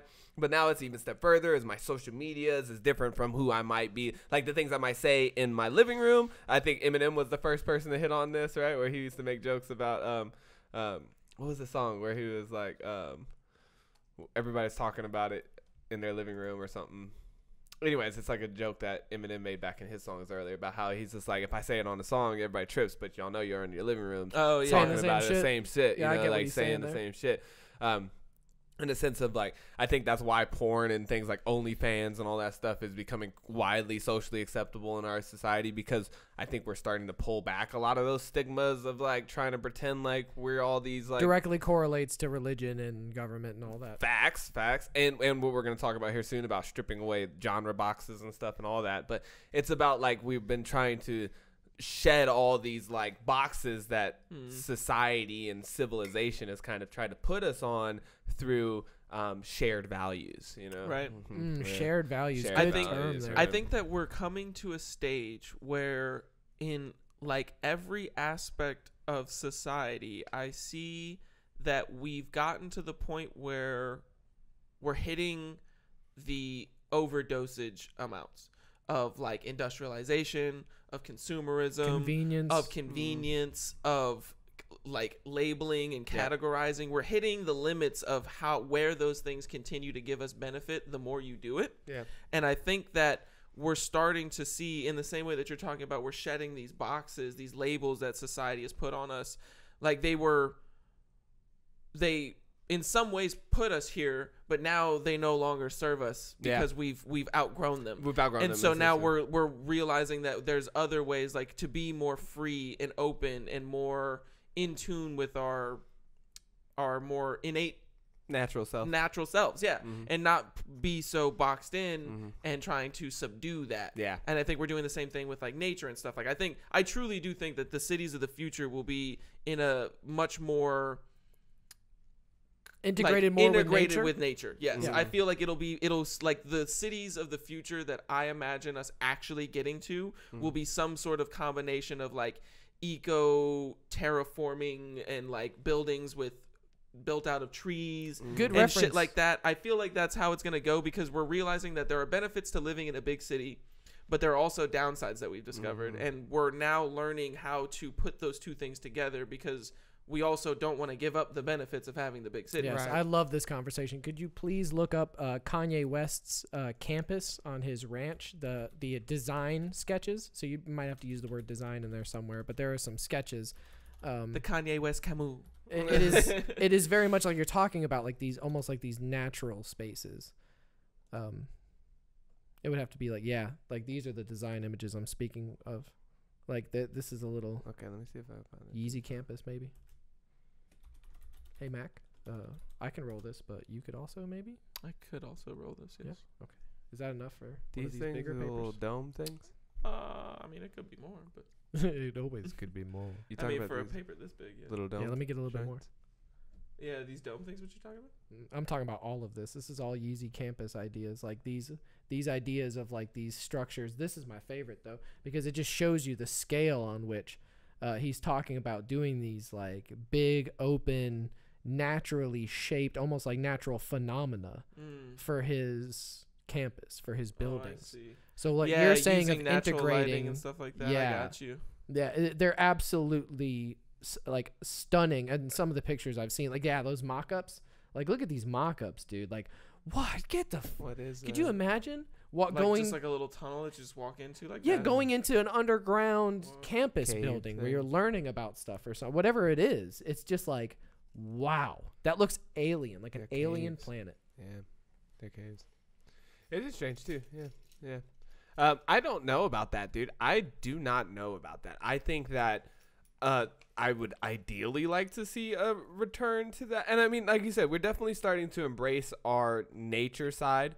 But absolutely, yeah. But in the sense of like evolving from that too, and realizing like, hey, you know, we don't have to walk around clubbing each other anymore, or like killing and all that stuff. Like, we can overcome some of the more negative parts of our human nature. But this idea that we're not nature anymore, you know, it's like that we're like somehow different or above the animal kingdom is also crazy. And starting to try and reintegrate into that, I think, has been a big thing. But I don't see it going that way, just because right now still the capitalists seem to rule, and they would love you to think that it's more so about the Gidget Gadget, and you need the Gidget Gadget, and that's the the fancy ultimate house, and you know, all that stuff. And that to to stay me, away from the nature. That to me is almost like this type of design, the Kanye West Yeezy campus design, versus, let's say, like Soviet era block Russia square buildings. Like, that is the like exemplification to me, or because like, we looked at Kanye Akon City and it looked completely the opposite of all that. It was like straight up.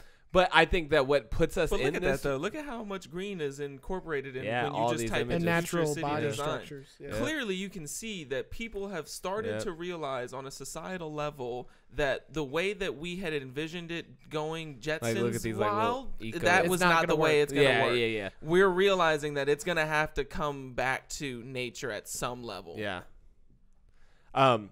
I hear that in a sense, but like I said, I think it's going to be apocalypse of some sort that puts us back into that. So like as we were talking about earlier about how civilizations have to kind of fall backwards in order to rebuild again, I think that that's going to happen. Not that I hate to be the guy who like predicts apocalypse. Yeah, or you know, some type of civilization fall down. I don't think it's like the end of humanity or anything, but things move in natural cycles, right? So like everything grows in spring and comes out in the summertime, but then it has to die and retract back into the soil. Reminds me of a great form. Rod quote. What is sleep?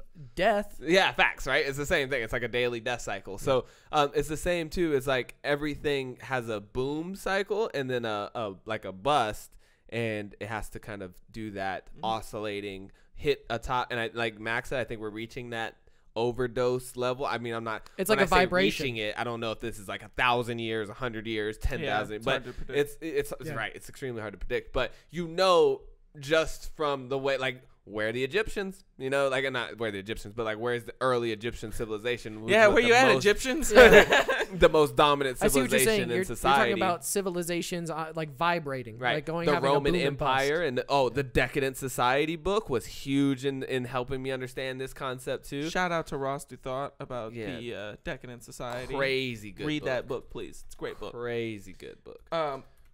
But I think that what you're talking about is touching on this idea that even in our individual lives we see, you know, like, why does everybody wait until they have a heart attack to start getting in shape? Facts. Why does everybody wait until they've got stage 4 lung cancer to stop smoking. Yes. You know, like, you're right. Like, there is that old saying, like, the night is darkest just before the dawn. Right. And you're right. There will be some sort of rock bottom event that will cause everybody to drastically shift their actions. But I think that before the actions and like right now, we're just not, I think we're not shifting the actions because we don't want to deal with the short-term pain. Sure. Like of having to deal with reforming those, all redoing that all stuff. of that. Complacent. Yeah. Like we're very complacent. Oh, Like that would be a lot of work and we don't want to do that. So extremely. I think you're right. It will take some sort of massive event before everybody's like, fine. Yeah. Like instead of it being an aha event Right. where they're like, We're oh gonna learn shit, we've through been Kensho fucking up. instead of I think Satori. what's going on is that right now we know that we're fucking up, but we're continuously doing it anyways. And slowly, like, oh, well, we'll just slowly ease our way. And then something's going to happen and everybody's gonna be like, fine, I'll fucking start composting and shit. I think I know what that something is. Yeah. I think we're going to, I think we already have been, and I think we're going to be made privy to information that aliens do exist and have visited us. Baby. Yeah. I really Trump think, is coming out with think the that- aliens, baby. I just think it's a perfect way for all these things to hit, like what you're talking about, for us to wake up as a civilization and realize that we're doing these things, for us to move forward in our boom bust cycle and get to, you know, a good place for society to continue to grow and expand, or you know, go out into the universe. Like, it's the perfect answer to all of those things. If they're real and they show up and they expose themselves, because and this is something that's like been in the zeitgeist recently because of the recent CIA or whatever, like them saying like, okay, these alien events were real, like that. They didn't say that they were alien events. The unidentified objects there were unidentified objects. They there basically were came objects out and were just flying in the sky that they could not identify. Which, if you go and look at those and kind of research the recent, you know, what would you call them? Revelations. Stories? No, because it was like they came out and said this is legit. The UFOs. Yes. Yeah. Well, yeah, they just said that, but that the footage is legit. But basically them, I'm sorry, I was just looking for a vocabulary word there, but I can't remember what it was. But basically, like, them admitting it, right, has led us to this new zeitgeist of when's it gonna happen? When are they gonna actually say that these are aliens and that these are real? Because they just said the footage is real. So that next logical step is, all right, we know about Xenu. He's been coming for a while. True, but like you said, there's still a huge extrapolation that happens. Like, a UFO is unidentified flying object. Yeah, they couldn't come out and say a technical term to say, like, we don't know what it is. Yes, and I'm saying if you watch that footage, it very much appears that it's not of this world. Sure. It's breaking the laws of physics as we know them. Sure. But you know, still, like you said, I don't. But what you're saying, I wanted to make a broader point because I don't want to make. Yeah, I don't want to get sucked up on aliens. Whether guys. well, I do, but not like whether or not they're real or not, because you know who knows. But the idea we're talking about, like aliens coming and landing, I think is this idea of Satori, right? So it's like Kensho versus Satori, right? And it's the difference between growing through pain and growing through insight. And same as Mac was saying, like, people wait till they get a heart attack or something to decide that they want to get healthy or whatever, right? This is growing through pain. But you could also just, like, watch a podcast or have somebody talks about, like, yo, you could really, like, have these benefits in life by getting healthy or something. And that could also encourage somebody to make a life change, right? So aliens coming down to me is like insight or like a great inspirational act. That on a societal level would bring us to, whereas... you know, often though you're going to grow either way. And if you don't have something like that, that's an insight, then it's going to be some type of detriment to you probably that's going to create. Coronavirus, I think, is a perfect example of that. Whether it's, you know, completely fabricated or a real life disease, it's the thing that's really pushing us into the internetal age, you know, or the age of internetalism. Yeah, thank you for that. I think that we're experiencing both Kensho and Satori at the same time right now. Specifically, we're experiencing Satori in which one's the Kensho is the pain, right? So we're experiencing Satori in the insight through what you were just mentioning, in the sense that like now we're like seeing like, okay, this internet shit actually can do even more than we thought. Again, it can solve all the current problems we have with viruses and human interaction and like organic matter. we can actually do even more on the internet than we had originally thought. And then we're but you also only came to that conclusion from pain. Like, it wasn't like, here's the thing about it, right? School could have been done online since forever, But you didn't think about that till it was like too late. And then now all of a sudden the schools are like scrambling around trying to create like online programs because the pain had already hit you.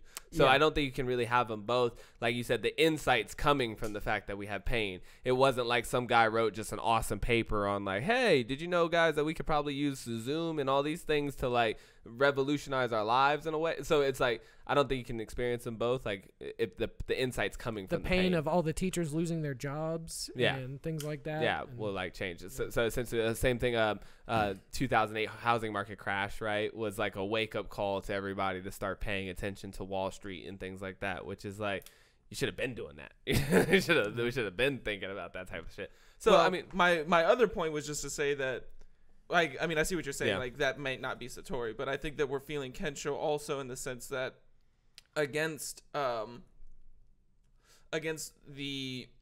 one of the fundamental ideas of capitalism in the sense of like, if you can get it done cheaper, that's the best place to get it done. Which I think we're seeing is not the case now, where we're seeing so much of our own very important infrastructure being outsourced to other people and us not having the level of control we need over it in an emergency times. Like masks are the prime like example masks, here. Sanitizer, just lots of stuff that, everything. you know, like everything. Yeah. Like America's I think that there's a reason. Importer I think that there's a very strong reason for paying more for things so that way you can be more involved in it. Yeah, 100%. We a nod back to last episode where it gives you more connection with it and a more better understanding of it and stuff. Especially if you connect to your local area, like you know, with this idea that rather than give somebody else this dollar, you know, like maybe I can give it locally or I can give it to help the people because like you have no idea or, where your food comes from. Yeah, like you have no idea. Which is like why grocery stores will say these are local strawberries bought from farmers down the road, that kind of stuff, because that if they're being real, which most of them, you know, that's true, they are getting their produce because it's the easiest way to get it from local farmers and stuff. That's helping your community. Yeah. That's like the people that you buy the produce from shop at your store. Yeah. That's like your neighbors. I just the other day I said we gotta be buying each other's merch. I was running around as I bought my buddy's merch or whatever, and I was like, every time you buy somebody's merch, it's somebody buying your merch, you know. And it's like the same thing. It's like helping your community in a because I mean I think obviously global economics is a big deal and it's powerful too. But I definitely am with the bring the jobs home. Seriously though, like, you know, like us working within our own communities, not only because of economic reasons, but like you said, connection to that in the sense of like, I know that this was ethically sourced food because I know the guy who fucking made it, you know. And like, I'm friends with the guy who as owns much as the you place. can know anybody out here, you know, through all their avatars and shit. All these digital avatars, you really don't know who you're talking to.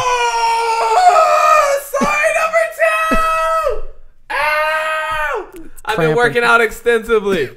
Dude, there was a point that I was going to make back in the data conversation too. And Mac, you were talking about this, about it's funny how we're all trying to protect our data and stuff. But like you said, it's like the government gave you the data in the first place.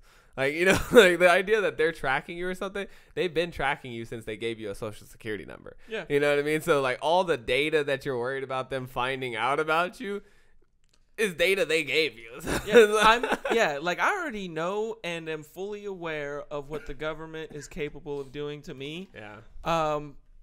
So if anything, I should be more worried about what Google might do with my data. But luckily for me, they're just selling it to people, which is cool with me because I didn't even know it was worth any money. So like, as far as I'm concerned, if all Google has to do is sell some shit that I didn't know was worth any money to other people to make my advertising more some shit that I might buy. Yeah. And I get to have Google for free. It's getting bad though. I got a great point about that. All about that. I got a great point about that. You're making the argument that's like, I'm just, you know, I'm not creating, I am just expelling this data. Like I'm just shitting it out. I don't need it. I don't keep track of it. Right, like what am I going to do with my data? Yeah, this is waste to me almost. But what if that waste was worth money? What if every fucking time you took a shit, it was worth 10 grand? Well, it is. And when you flush it, Google was funneling that. Grand. People get paid to deal with your shit. Yeah. Every post, literally, every website literally you visit, make whole organizations. They want that. But that's the point. Why is that valuable? right? That's the question you ask, because not just about money. Why is that data so valuable to these other people, and why do they want to purchase that, right? It's because they can do something with it. And what is it that they can do with it, right? Which is like they can use your certain psychologies against you. That's why everybody needs to study psychology. You need to study human psychology and how that shit works. You need to study it. Yeah, I would also That's why I'm not worried about my ads being more better, like more effective on targeted me, because at the end of the day, I'm gonna decide whether or not I buy it. Like I'm not like the ad's not gonna get me like that. Like I'm just seeing ads that I might buy now. Also, look into social sciences. You know, like those are. But like you said, people though, it's really what it is. It's like studying yourself and studying other people. It's crazy to me how many times people study economics or the construction of this fucking table or technology or, you know, all this stuff. It's people. Like, we're all just playing house out here. And so if you don't understand how your human mind works on yourself and interacts with the other human minds out here, then I think you're doing yourself a huge disservice, honestly. Get on some Robert Greene and some Robert Cialdini, bro. For real. Any of those. But, dude, that's what we were talking about earlier about sense of, like, genre creating and all this stuff is, like, these corporations, industries, all these things, the people who want your data, right? It's like, why they want your data? Well, it's because then they can put you in a box. Like, they feel like they want a slice of your money. They feel like they know you based on your little data, and they want to get a slice of your cash, right? They want a slice of your buying power. We all have that buying power. 100%. I think data is linked to that buying power. 100%. Data is That's linked the to only that reason buying why it's valuable. Like because they can use it to influence you to do things that gets them money. I feel like these companies should subscribe to me for a monthly fee. Google wants access to my data. Like you pay me $2 a month. I'm going to be using. I'll use you if you pay. They already for my subscription. Google free as hell. How much? So they already gave you a lot of your value. Gmail not worth $2 a month, my nigga. For real. You know how much Gmail is worth to me? For real. That GPS be going hard. How much is my data worth to them? Google Maps, you be fucking with that shit. I don't know, but I think that it's worth knowing where Taco Bell is. It's a little bit, it's like a two-way street. I'm saying it's a two-way street. And they make money on the compounding of all the data. Yeah. Because just your data doesn't mean anything alone. That's them being better able to, but they're using you and everybody else to advertise to everybody better. So what it is they are compounding the data and collecting it, which makes it more valuable. I think it's vice versa. And honestly. So what happens is when you compare it to just how much value you personally get from Google, it seems out of skew because they're making billions of dollars. And you're like, but if you were making billions of dollars and you were still using Google, it's still important. It's still important. Well, I think it's actually ass backwards in this sense because you damn, I just lost it. Yeah, well, I just really like. Oh, they want to market towards you specifically, right? So they don't actually care about. I mean, they care about the aggregation and the macro too. But okay, think about back in the early 60s or 70s or whatever, right? Even in the 80s too, right? If they wanted to market to you, how could they target your audience? How could they target you, right? And they could only do it based on generalizations and stereotypes, right? Surveys. You're a black guy, so you definitely like this, or you live in Texas, so you fuck with this. But now they have all this data on you individually, so they can say, oh, I seen you searching up seat cushions, so here goes all the seat cushions you could ever want, right? Yeah. Or like, oh, you like this type of music specifically. I don't have to guess anymore. Like, I see what you fuck with. Yep. I'll give you that. I'll feed that. I'll feed into that, right? Whereas before, and it's part of this. It's a good thing, I think, in the sense, right? Like that they're getting this data from you, because I was talking to John earlier about how society has been, or civilization and our own psychology has been molded and shaped by what they thought you wanted to buy, right? And so it's like, oh, you're a young 7-year-old boy. You must want this G.I. Joe because that's what boys want, right? It's this generalization. Yeah, yeah. We talked about this in terms of gender specifically with girls' toys and boys' toys in a sense. And so, you know, and then that was all marketing ploy though. But now you really sit out here and be like, why are you wearing pink? You're a dude. And it's like, what the fuck are you talking about? Like, what do you like? Well, in what universe do guys not wear pink or can't wear pink? And it's like, well, that's a girl's color. And it's like, what are you talking about? Like you said, in the realm of like psychology and actual human beings and how our minds work, the fuck are you even talking about? Yeah, like that doesn't make any sense. But you've been influenced by the stereotypes and the buying. Yeah. And when you get rid of those, then you open up the double marketplace. That's what we were talking about. Oh yeah, we were saying that like when you get rid of a line between boys' clothes and girl clothes, and you get it to the point where it's like boys and girls both use makeup, nail polish, blouses, certain cuts of pants. Well, I think they've erased that through the individual data collection. Yeah, you know. Well, I was just about to ask, like, in this instance, I think this is another instance where you have to see which one came first. Like, did they observe that more boys fuck with blue and then ascribe that blue quality to being boyness? Or did they arbitrarily say boy stuff was blue? 65% of boys like blue. Really?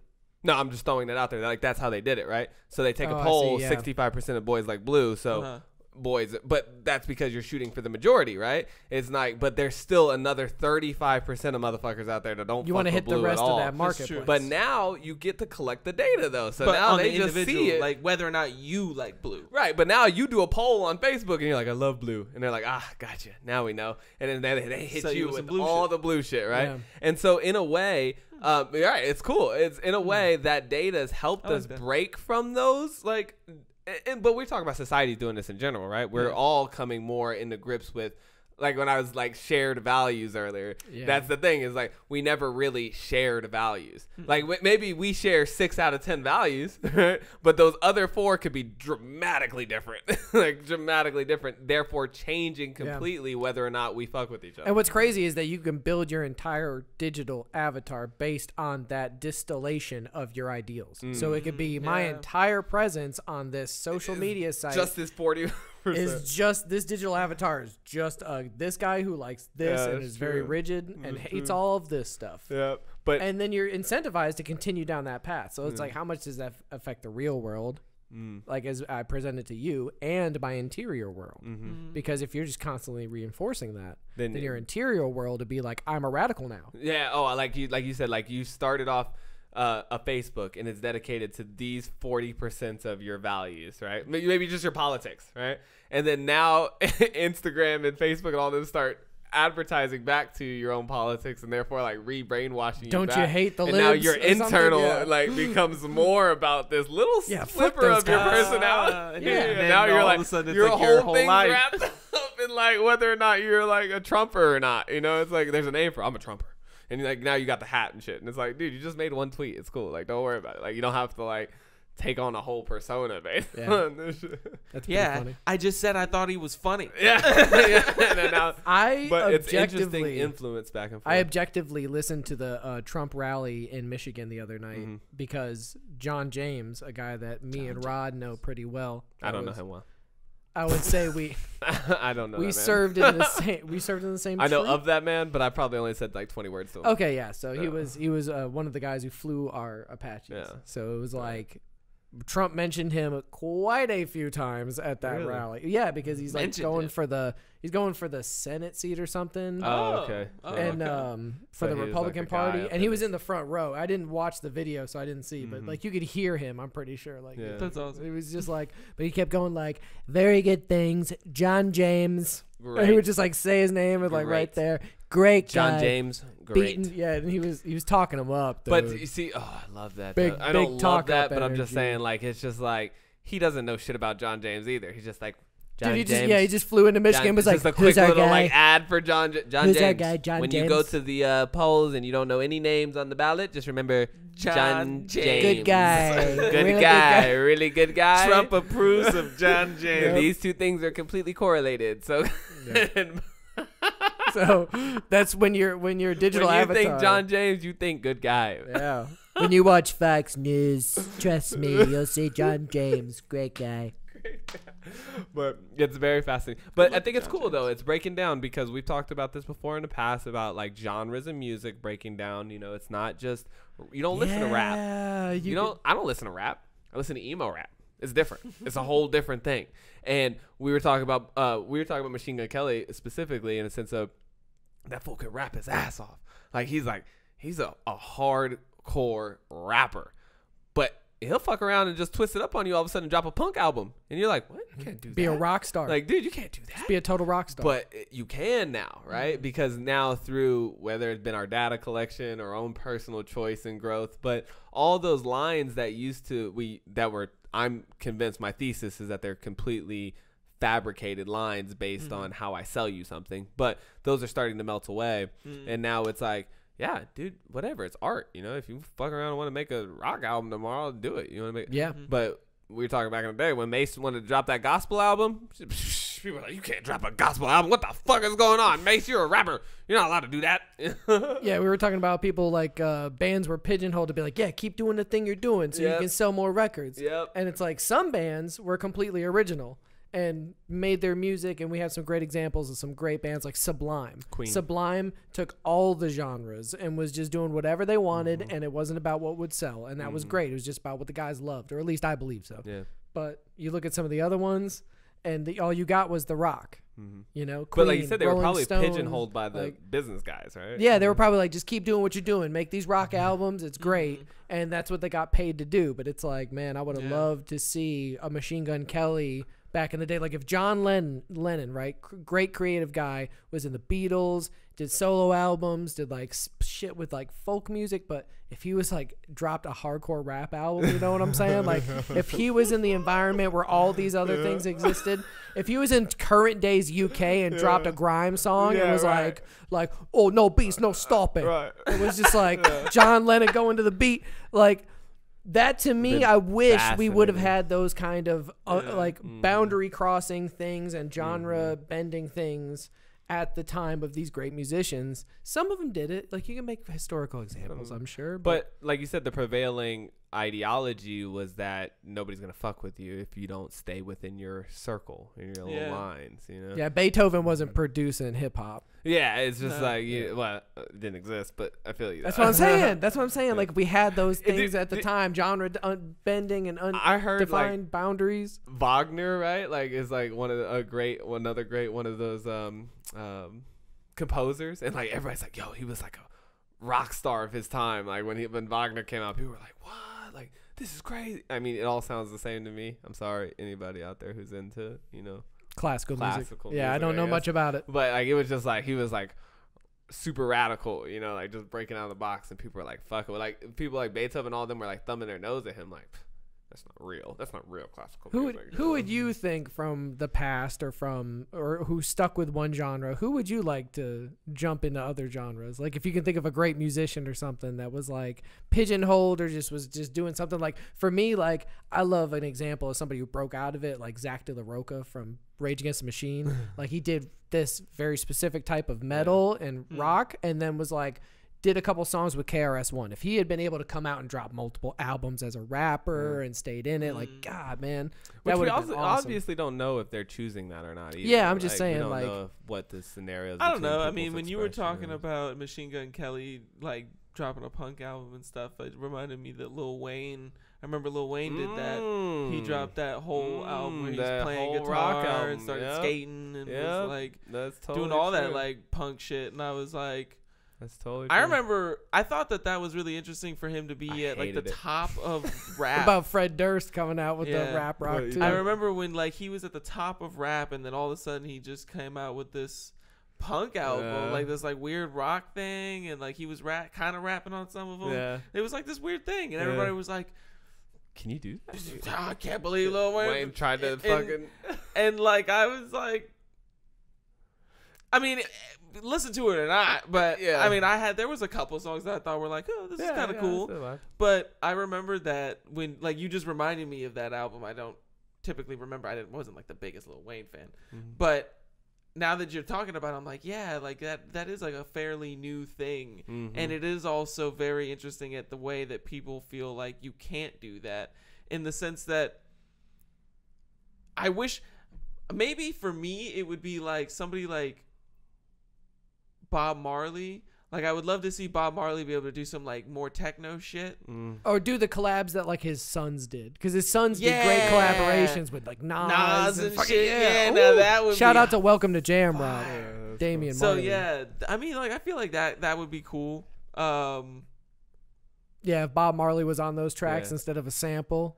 I don't have any old people. Louis Armstrong was playing along to the Kanye fucking interlude. Yeah, that'd be cool. God. I didn't really listen to a lot of music like back in the day. You know, I haven't but one thing I see that's happening right now that is the best is it's not just genre crossing anymore. Like MGK and their whole crew stuff too. Like he just wrote a movie. He just wrote a script. You know, they're doing art now. Like Ma is a rapper and an artist and a poet and not that people didn't always have like there's a lot of artists through history who had multiple disciplines, but I just think that society got into this whole idea of like boxing shit up in this whole 19th century, I guess, you know, where it was just like this is this and that's for these people and this is for those guys over there and you do this and you know black people are 3/5 of a man and like all this shit, you know, like boxing the everybody. prevailing opinions where there's a superior race. Yeah, so it's like all this stuff is people. like you're this and that and you're in that and I'm like, who the fuck's making all these decisions? Like here of like who I am and like what I am and like what I get to do or listen to. So now people are starting to break out of that. Not only like I'm a life coach, but I'm also a podcaster and I'm also a fucking filmmaker and like, you know, / guru. Yeah. You know, you can do all these cool things. And I think that that's also to maybe social media is given that or the internet because the gatekeepers have been removed. Right? That's a That's good point. to share and create things on your own without access to the ludicrously priced and hard to get resources from the past. Facts. And without their input as well. So like fuck you, I do what I want. Yeah, make Yeah. whatever the fuck I want to and you We'll don't write get a no Richard say, Grieco snuff film, bitch. yeah, right? Like I'll just turn around and go extremely X-rated on your ass and make porn jokes forever and you just can't stop me. Yeah. Which like dude, Dave Chappelle? You remember Dave Chappelle was like, yo, I don't want to do this shit anymore. And they were like, oh, you gonna do this, Dave Chappelle? He's like, what the?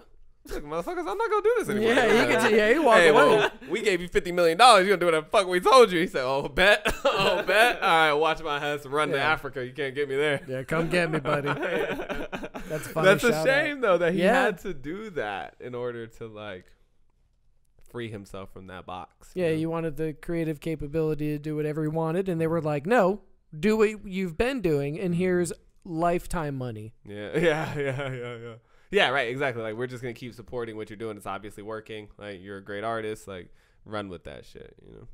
But it's getting fascinating out here, though, nonetheless. You know, like you said, everything's starting to blur up. I would love to see it blur up more. Politics isn't caught up that way yet. We're still doing, like, identity politics. And ID politics and, victim groups and things like that where we try to separate people's opinions based on you have to have life experience or like the color of your skin or your ancestry and things. Yeah. Male or female and all that stuff is like. Yeah. Doesn't matter what you do. It just matters what boxes you fall into. Yeah. Which is that's a scary idea. That Open. Like as long as you fit the right boxes, then murder really isn't murder.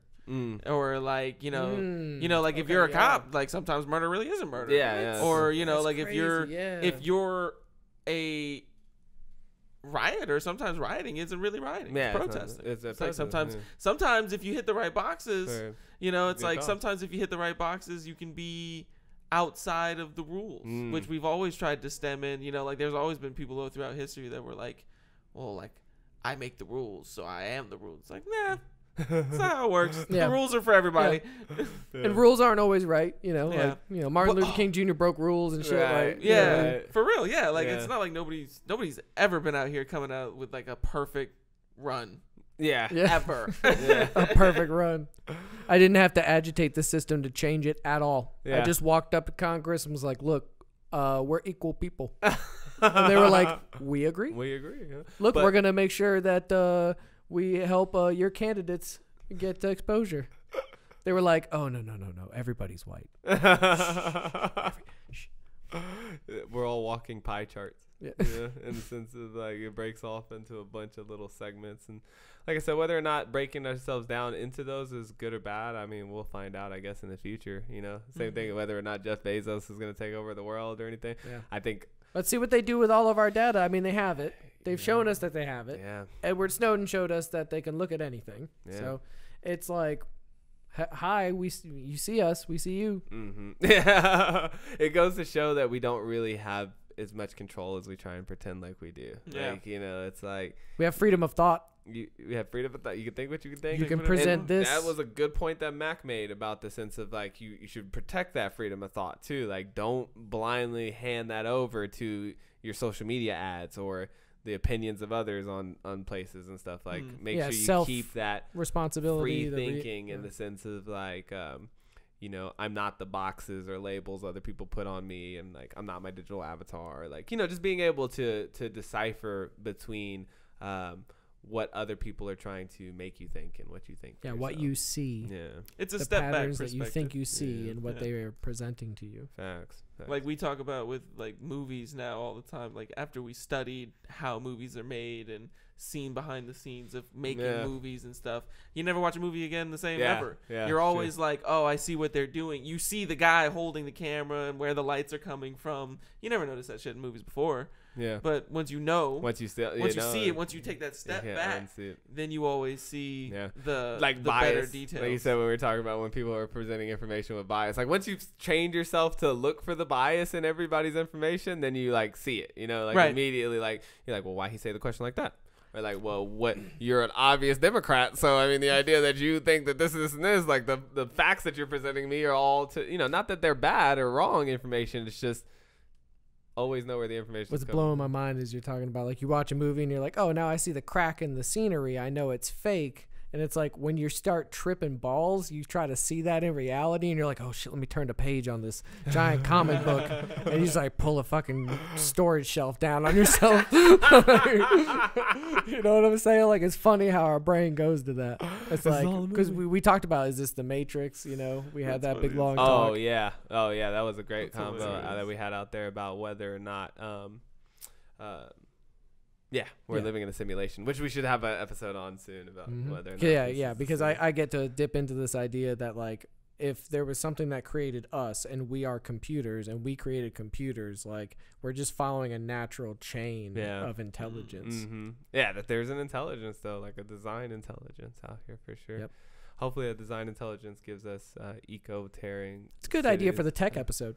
Yeah.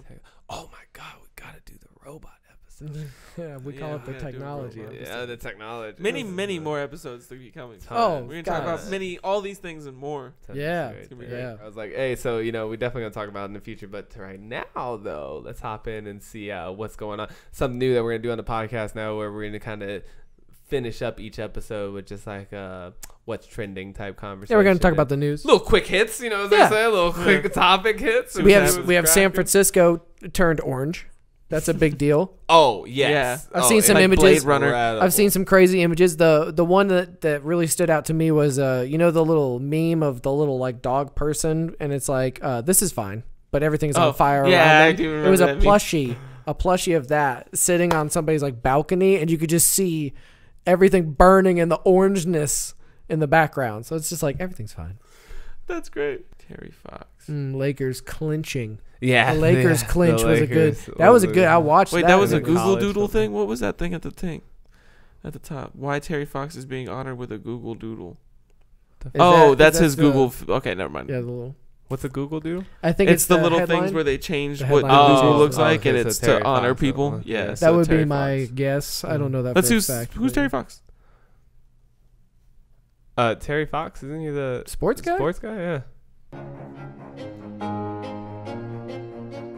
Oh, my man's got the one leg. Let's go. Oh, okay. Across Hey, in his honor.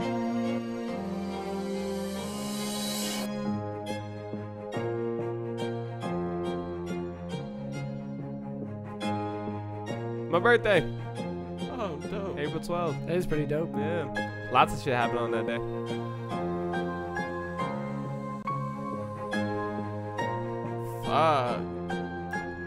Inspirational story. Yep.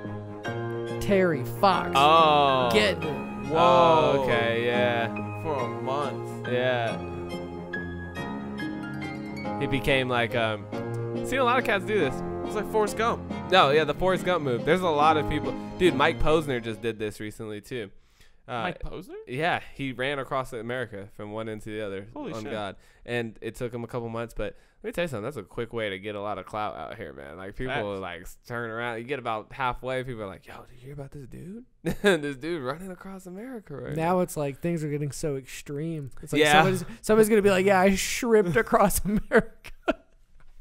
I low crawled my ass from fucking one side to the other. I just pictured like the Brazilian Jiu-Jitsu shrimp training. Yeah, it's like all sports. Yeah, it's sports are dominant. But this because, like you said, they're coming back. It's, you know what I'm saying? How can you sit here and try and convince me that coronavirus is a deadly virus sweeping our society and is going to end all of civilization and is the worst thing possible, but yet sports still completely viable? Like, a list of essential duties out here is to they be bounce that basketball and to throw that football back and forth. They opened 12 up guys. studios to where it's like we have live audiences for shows like Bill Maher, where it's like, oh, we tested everybody and everybody's being separate, and now that we have a lot that because they're just playing the game. It's like they're just trying to like get around the regulations. It's not really about keeping people safe, quote unquote. It's wild, you know. And that's the funny thing is they always mask all that stuff under the guise of like keeping you safe, but then it's like but if you manipulate it in the way, then it's like, cool. What if there was a massive hurricane like Katrina and you had to have like emergency housing and stuff? Everybody had to go to like the Superdome or some shit. Yeah, how do you keep them separate? Yeah,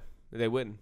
They would just stuff everybody in there, just like we did. Because when there was honestly, at that moment, a protest flood would be like, as long as it's for the right reason, then fuck social distancing. Which is like, wow, that's crazy. I didn't know that nature cared whether or not you had a legitimate reason to, get around each other. I mean, can't nobody just come out here and admit that this shit was not as big as they thought it was going to be? Yeah, they won't do that, but they're gonna have to sooner or later. I mean, I feel that.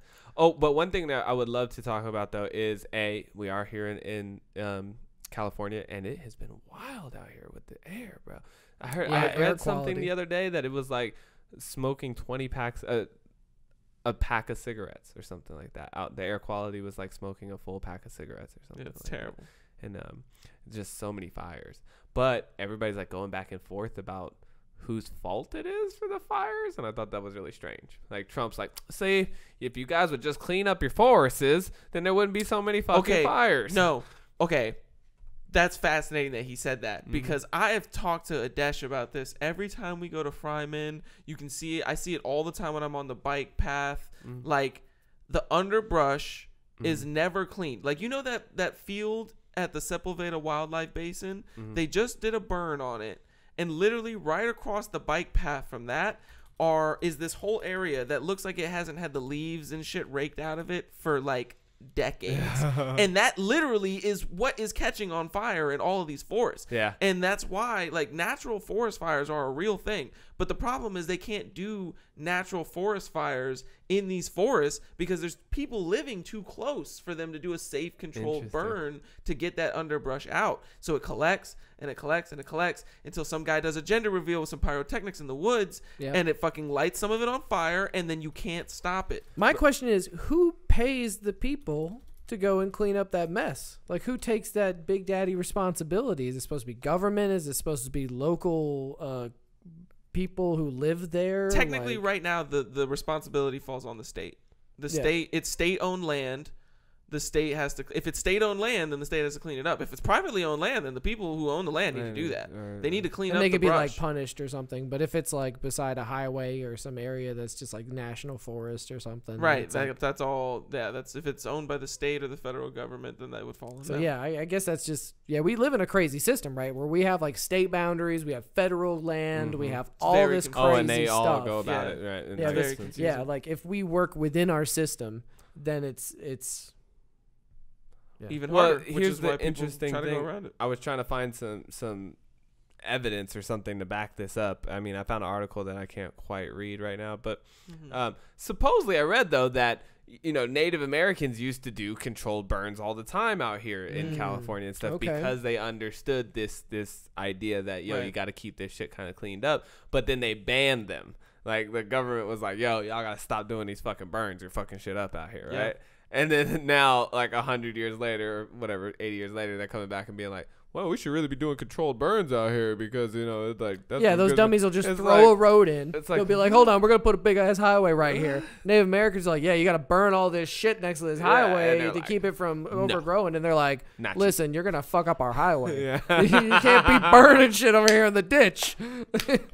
So funny. But you know, I was also interesting. Everybody's like, man, I can't believe all this over a gender reveal party. What a dumbass. I'm like, stop it, bro. You would have thought about that shit. Everybody does dumbass Everybody does shit. Like you pop off fireworks all the goddamn time around here. I bet you pour grease down your sink. Bitch. You know what I'm saying? Like, stop it, bro. Like, stop with this shit where they're like, what a dummy for fucking having a gender reveal party. Like, stop it, bro. Everybody has a gender reveal party. Like, that's nothing new out here. That could have been you on 4th of July. You know what I'm saying? I could have easily caught you with your dumb stick. You fucking blow up in your hand, blow 2 fingers off, light the forest on fire. Other thing that was super. No, what was it? What was something else? That was going big crazy. Celtics energy. Shout out to Crom. Yeah, they made it. Watcher of the Twitch lives. Yeah, they for made a while it there. Big Crom lives. Has he ever checked out the podcast? I don't know about the new one. Probably he shared it immediately. When I was like, "Hey, new podcast," he said, "Boo! Right around the corner, baby, Dude, hit you." Already 19 years of the World Trade Center. Like, since the World Trade Centers went down, and like that's nuts to me. I was like, wow, life is just so zooming on by, huh? I mean, maybe just because that stands out so much in your mind that you feel like it was just yesterday, you know. But yeah, people who have memory of the event. It's like a shared trauma, right? And so it just feels like it was like I said, just so the memory's so strong that it feels like it was just yesterday. But I'm like, man, damn, 19 years. I was like, what the 19 hell? Years. Like, where have I been? It makes you. What have I been makes doing since that shit happened? Those kind of events are like the kind of thing that take a young person's mind like ours and mold them to like love all Americans. Like, where I'm an American too. They're attacking America. Well, I'm a goddamn American. Now I'm gonna be an American soldier. Yeah. I'm gonna show them what for. I'm gonna bring them to the ring. Yeah. Because, like you said, like now that you're an American, you have to adopt all these shared values. You know, that is like. Because it's a shared experience. We all common with these other Americans. Yeah, the people who remember share that experience as like we saw it. It was replayed over and over. It was ingrained into our memory banks. Every American knows like where they were. Yeah. Oh yeah. And you know, you should. Like Pearl Harbor, another great example. You're talking about agitation events where it's like that was a very fascinating idea. Agitation that we should really. It's something I invented. It's like his own term. It's kind of like digital avatar. You know? He's got a whole, he didn't come up with that one. Well, but and I'm not claiming to. I keep saying it because he's the one that introduced it to me. And I'm not claiming that this one was created from my that before anybody else thought to put these two words together. No, these two words kind of went together in my idea. Agitation event described what I was describing as like a cultural shifting moment. I know what you're saying. Coronavirus is an agitation. George Floyd. But are you saying that you came up with the term digital avatar? No, he didn't say that either. I'm subscribing that to him. Right, but that's what I'm saying. That's where the difference is. What?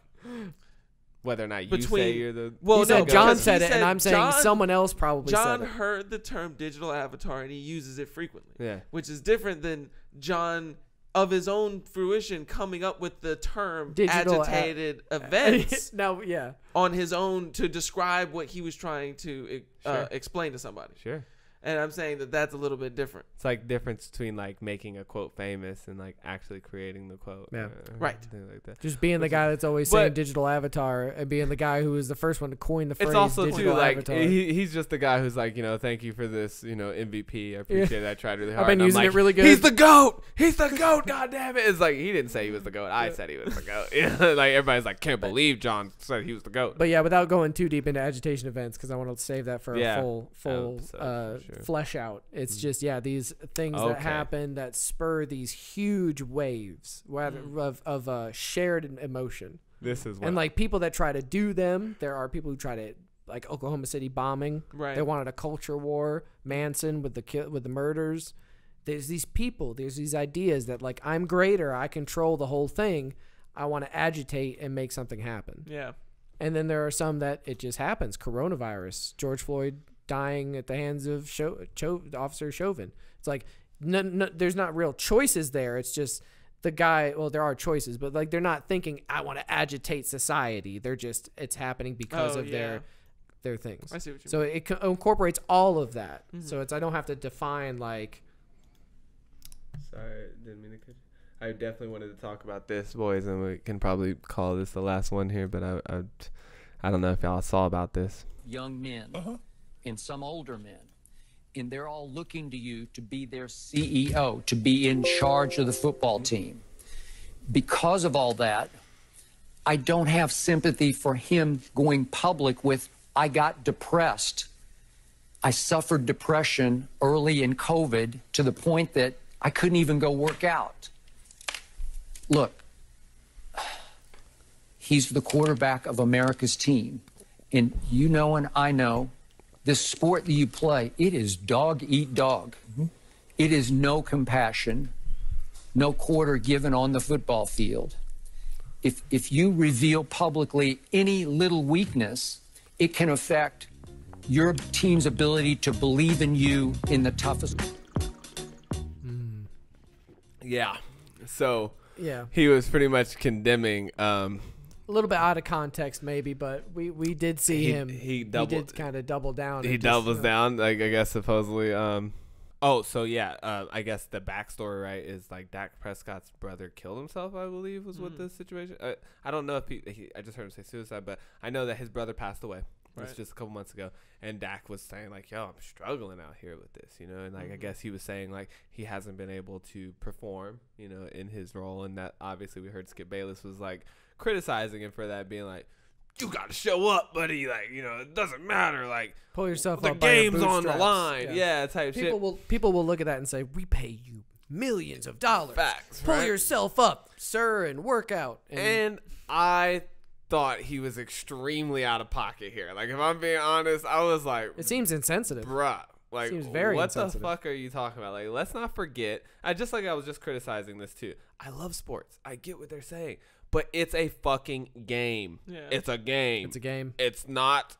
It's of no consequence whatsoever. Like, guess what happens if you lose? You just play the fucking game again. It's not like losing your brother's life. Like, and I immediately thought, I was like, dude, if my brother died, I'll throw this fucking podcast out. Like, fuck everybody who thinks they about to see a TAID3I episode or anything. Like, if you think I'm going to show up and be like, hey, just got to do what we got to do out here. You know, we got to get it against these Bears. Yeah. Like, you know, I mean, fuck. We got to line up against the San Diego Superchargers this weekend, We got to put boys. aside our own personal problems and just make sure we and win. Like, honestly, you got me fucked up. if NBA players can walk off the court in a playoff game because somebody else died way off this, then you should be able to not go work out when your brother kills themselves. It's wild to me that That's he ridiculous. would come out with these statements saying like he should have put this aside. Like, you know what I'm saying? I mean, this isn't a man I love the who way he was described the team. This is America's team, like as if the Dallas Cowboys are somehow like actually like this isn't more the- important than this all isn't the of president of the NFL. United States. Okay, Like if This he is- had been playing for the Washington, it wouldn't have been a big deal. But he's a Dallas Cowboy. Yeah, like if he was Like, a Redskins nobody gives a punter, flying if he was the fuck. punter of the team, then nobody cares. But since you're the quarterback and this is the Cowboys, Like all these weird, it's like important. yeah. Like, I just thought it was just incredibly insensitive. Is Yeah. a great word for it, and I just didn't understand where he was coming from in the sense of like, how does this measure up? Like, how are these two things somehow correlated in importance, right? Now, we've seen other athletes through time. I mean, Michael Jordan showed up and won, I think, the championship right after his dad passed away. Kawhi Leonard, I was just watching a story behind him, and I guess his father was murdered too, and then he went and played like a game the next night. But in their words about it, it was something that was helping them cope with it, not in the sense of like detracting from it. Who's the quarterback for Denver that won the Super Bowl after his dad died? Elway? Manning? Was it John Elway? I don't think it was John Manning. Elway. I think it might have been. No. Was he sure it was for Denver? Because I thought It was for the that Denver it was Broncos.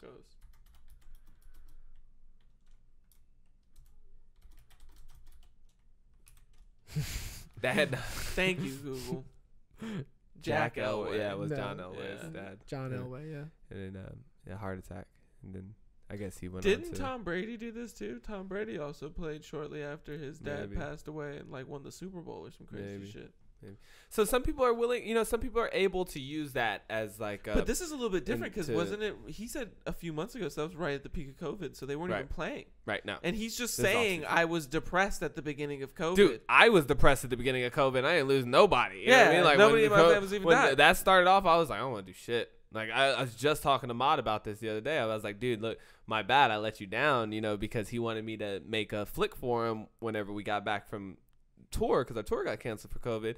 And then I was just like, not feeling it, bro. Like, I'm about to just sit here and play video games for the next week in my pajamas. Like, I'm not doing shit, you know, like the world's weird. I just was in a funk. So I mean, look, I get it, you know, and there's some times where that argument can be made, right? Sure, like other lives are at stake, you know, and it's like, if he was like a platoon leader or something like in the military, there's things where it's like your buddy dies, you know, it's like you can't just scrap the whole mission because your friend next to you just like that's, but you sign up for that and you understand that that's a part of that particular thing that you're doing. That's not a game. And it's not a fucking game, right? Exactly. It's like that's on other life and death scenarios.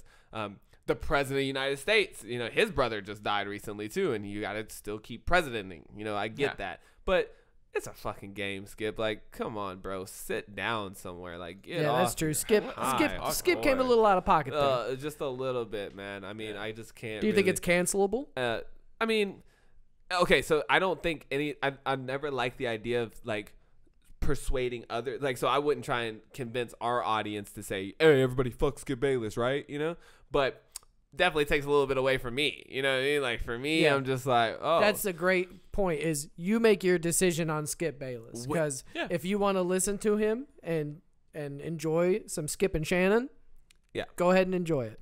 It's just like Michael Jackson's music. And I think I only judge his digital avatar too, so it's just like, and his clip. I mean, that was like, I don't think Skip Bayless is like a bad guy. I'm not like sitting here like also trying just because it's live doesn't mean that they're not acting. Yeah, like it might not even be his actual opinion. It might not even be. He might be like, yo, I was trying to get y'all's goat. I just had to make the other side of the argument we talk about sometimes is like when you have to, you know, present different ideas and stuff. So I get that, and I mean, obviously this one says he doubles down on it, so he like even after all the criticism comes out.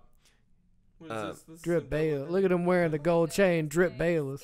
You spoke about Dak opening up. Oh, he came out fly this week. Bro, look at black on black. All black, like fucking, I'm the bad boy now. He came out with the dark chain. Like, look. Shannon's like, he came with that LeBron from the Heat villain energy. He's like, good luck, buddy.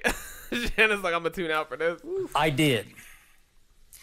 I want to reiterate some points I made yesterday on the show about Dak Prescott and the depression he discussed. Yeah, let's speak about how there's a suicide. As I strongly stated, I have great compassion for anyone suffering. It's because FS1 has to also separate themselves from Skip Bayless. Bayless. Like, think about the layers. Like, hey, we are like not with this. On 9/11, he's in the double black Satan Lucifer joint with the Drip Bayless gold, and they got the fucking, hey, think about suicide.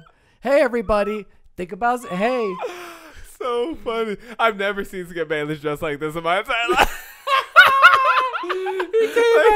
He came with that full villain energy. Like, hey, what fuck is it. real? If I gotta be the bad guy, that's what I'm about to be. What is real? All right, let's see what's going on. I have great compassion for anyone suffering clinical depression, which is very real.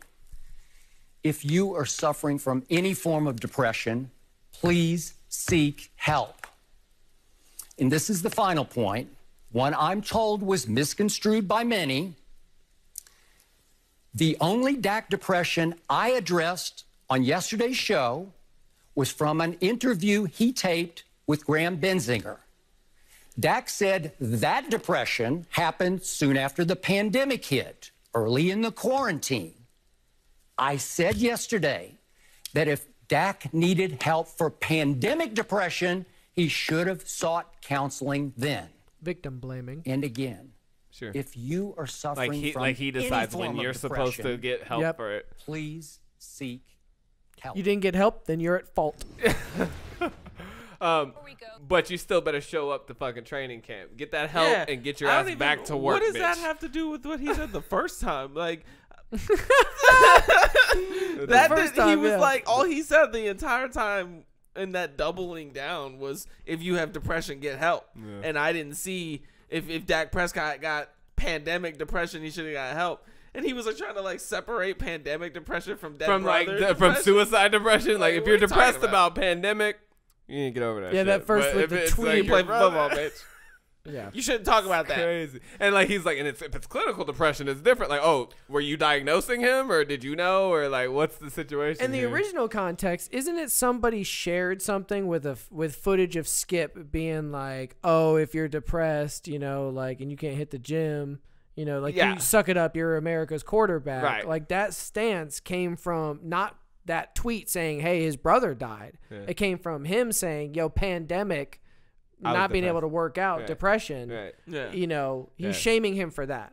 Right. Like, he's saying he's saying if it's just because of the pandemic, like what he's saying is, because I don't think in the original Skip clip they're not talking about the brother's depression or the brother's suicide. Well, let's watch the whole thing in its entirety because I just gave y'all the hot. Now, if I get this straight, it's very personal to a family. They are talking about the brother's passing. Ooh, yeah. Like it even said on difficult off-season following brother's passing. Said he went through this period because of the pandemic and the quarantine before his brother. Okay, just for the record. Right, yes. He didn't say he was depressed because his No. He was depressed passed away because of, as you mentioned, the quarantine. Yeah. So at first, Dak was saying, look, I'm having problems just because of the pandemic. But then after that, too, his brother like passed away, and then that kind of doubled up on him. But yes. But he says his brother's been dealing with things. That's a whole nother. Yeah. Right. Okay. But I'm saying the reason why I believe Dak is opening up about this is because. Okay, that's fine. He felt that because his brother never opened up, he never came to grips with what transpired with his mom, because he was home watching what the cancer was doing to her, and he really never opened up about it. And Dak says, I don't want to travel down that road. I want to share with someone what's going on with me, and that I wasn't in a very good place. And I think the thing is, Skip, is that him opening up about it, because we didn't know. We just thought it was just natural causes. And I guess some people knew. Obviously, the coroner knew, but that's information that you're not getting out. And how TMZ wasn't able to get this information because they get everything. But for me, Skip, for Dak to share that information, Shannon. Clearly that's tough. Come They're a on very now. close family. If I'm How not did mistaken, TMZ Skip, not it's break all the fact boys. that this is a And suicide? I think this was a family affair, because in the commercials that you see, Dak, I think Campbell's Chunky Soup, Skip, is his face, his brothers. And they do a lot of things. And here we are finally starting to do this. I want to do. I want to share it. I want to talk about it. I don't want to be in that dark place anymore, because I can imagine, going from COVID to brother suicide. Man, Skip, that's a lot on a young man's plate. Okay, all well said from you. All very good points. But I'm about to fuck this shit. I'm going about to get hot. disqualify myself right up front on this question. I'm the wrong one to ask about this when it comes to him as the face of that franchise of America's team. So already, before he said anything, he's already qualified it as it is his own my bias. opinion on specifically Dak Prescott being the quarterback of the Cowboys. He's saying, I love the Cowboys. If it were to the somebody depth of it, else, or he was not the Cowboys quarterback, then it would not matter. He also tries to say that the brother's suicide is a completely different thing. He literally tries to say, like, okay, I'm going to talk about depression, but only in the pandemic sense. The brother having his death has no. He literally tries to curve you there. There's varying degrees of like what's acceptable to be depressed about. Like you can be depressed about the suicide of your brother, but you can't be depressed about a pandemic. That's kind of what he's setting up as his premise. It's all a flawed premise and a bad question. And even though he's trying to qualify it as best as he can, this is just ugly ignorance. It's not a good stance to take on this whatsoever. I'm going to ask our audience to feel free to go ahead and condemn me if you choose as cold-blooded and insensitive on this issue. I have deep compassion for clinical depression, but when it comes to the quarterback of an NFL team, you know this as well as better than I do, it's the ultimate leadership position in sports. Am I right about that? Sport. You are commanding an entire franchise. What's the roster now? Is it 53 still? 53. It's a great leadership position. But you're commanding a lot of young men and some older men. and they're all looking to you to be their CEO, to be in charge of the football team. Because of all that, I don't have sympathy for him going public with, I got depressed. I suffered depression early in COVID to the point that I couldn't even go work out. Look, he's the quarterback of America's team. The disappointment on his face. The sport that you play, it is dog eat dog. It is no compassion, no quarter given on the football field. If you reveal publicly any little weakness, it can affect your team's ability to believe in you in the toughest spots, and it definitely can encourage others on the other side to come after you. You throw an interception, you're going. Pause. What he's saying there is the same thing from Sopranos, where they're like, you cannot be a mob boss and go see a shrink. You are showing the like when he's saying like you can't share your emotions to the public because you're the quarterback of America's team. 100%. He is saying, right, which first of all, the qualification again is stupid as fuck, because like he would literally, he just needs to say, but then I saw his brother die and I understand and I'll shut the fuck up, because that's what I would say if I was having that hot take. But he just doubled down. It's crazy talk. It's crazy. Anyways, I'm gonna separate the two depressions. They are clearly not and qualify them and quantity. But even like you said too, like the idea that in order to be a good leader of your franchise and stuff, you can't talk about this stuff. That's the like I said, it's the Sopranos thing. What the fuck are you even trying to proliferate in this society right now? Like that's toxic masculinity at its finest, right there. That you're trying to say men can't have emotions about real life situations. Football is dog eat dog. No compassion out here. No compassion. Like, no quarter given on the football field. I'm like, are you kidding me? There's a ridiculous amount of rules on the football field. Yeah, and in the mafia, they would just roll up in you on a restaurant and fucking blast you in the head because you're going to see a shrink. He's unstable. I don't want him leading the fucking troops. Bro. You know what I'm saying? Like, it's crazy. Yeah, it's crazy as fuck. I'm just saying he's using the mafia defense of you have to be strong. And think about like in the locker room too. Like if the dude comes up, he's like, "Dak, what's up, man? You know what's going on? Well, you know my brother just died, man, and you know COVID, just a lot going on right now, man. My head's all befuddled and stuff." And it's you're gonna not be public like, to Twitter, or to the news.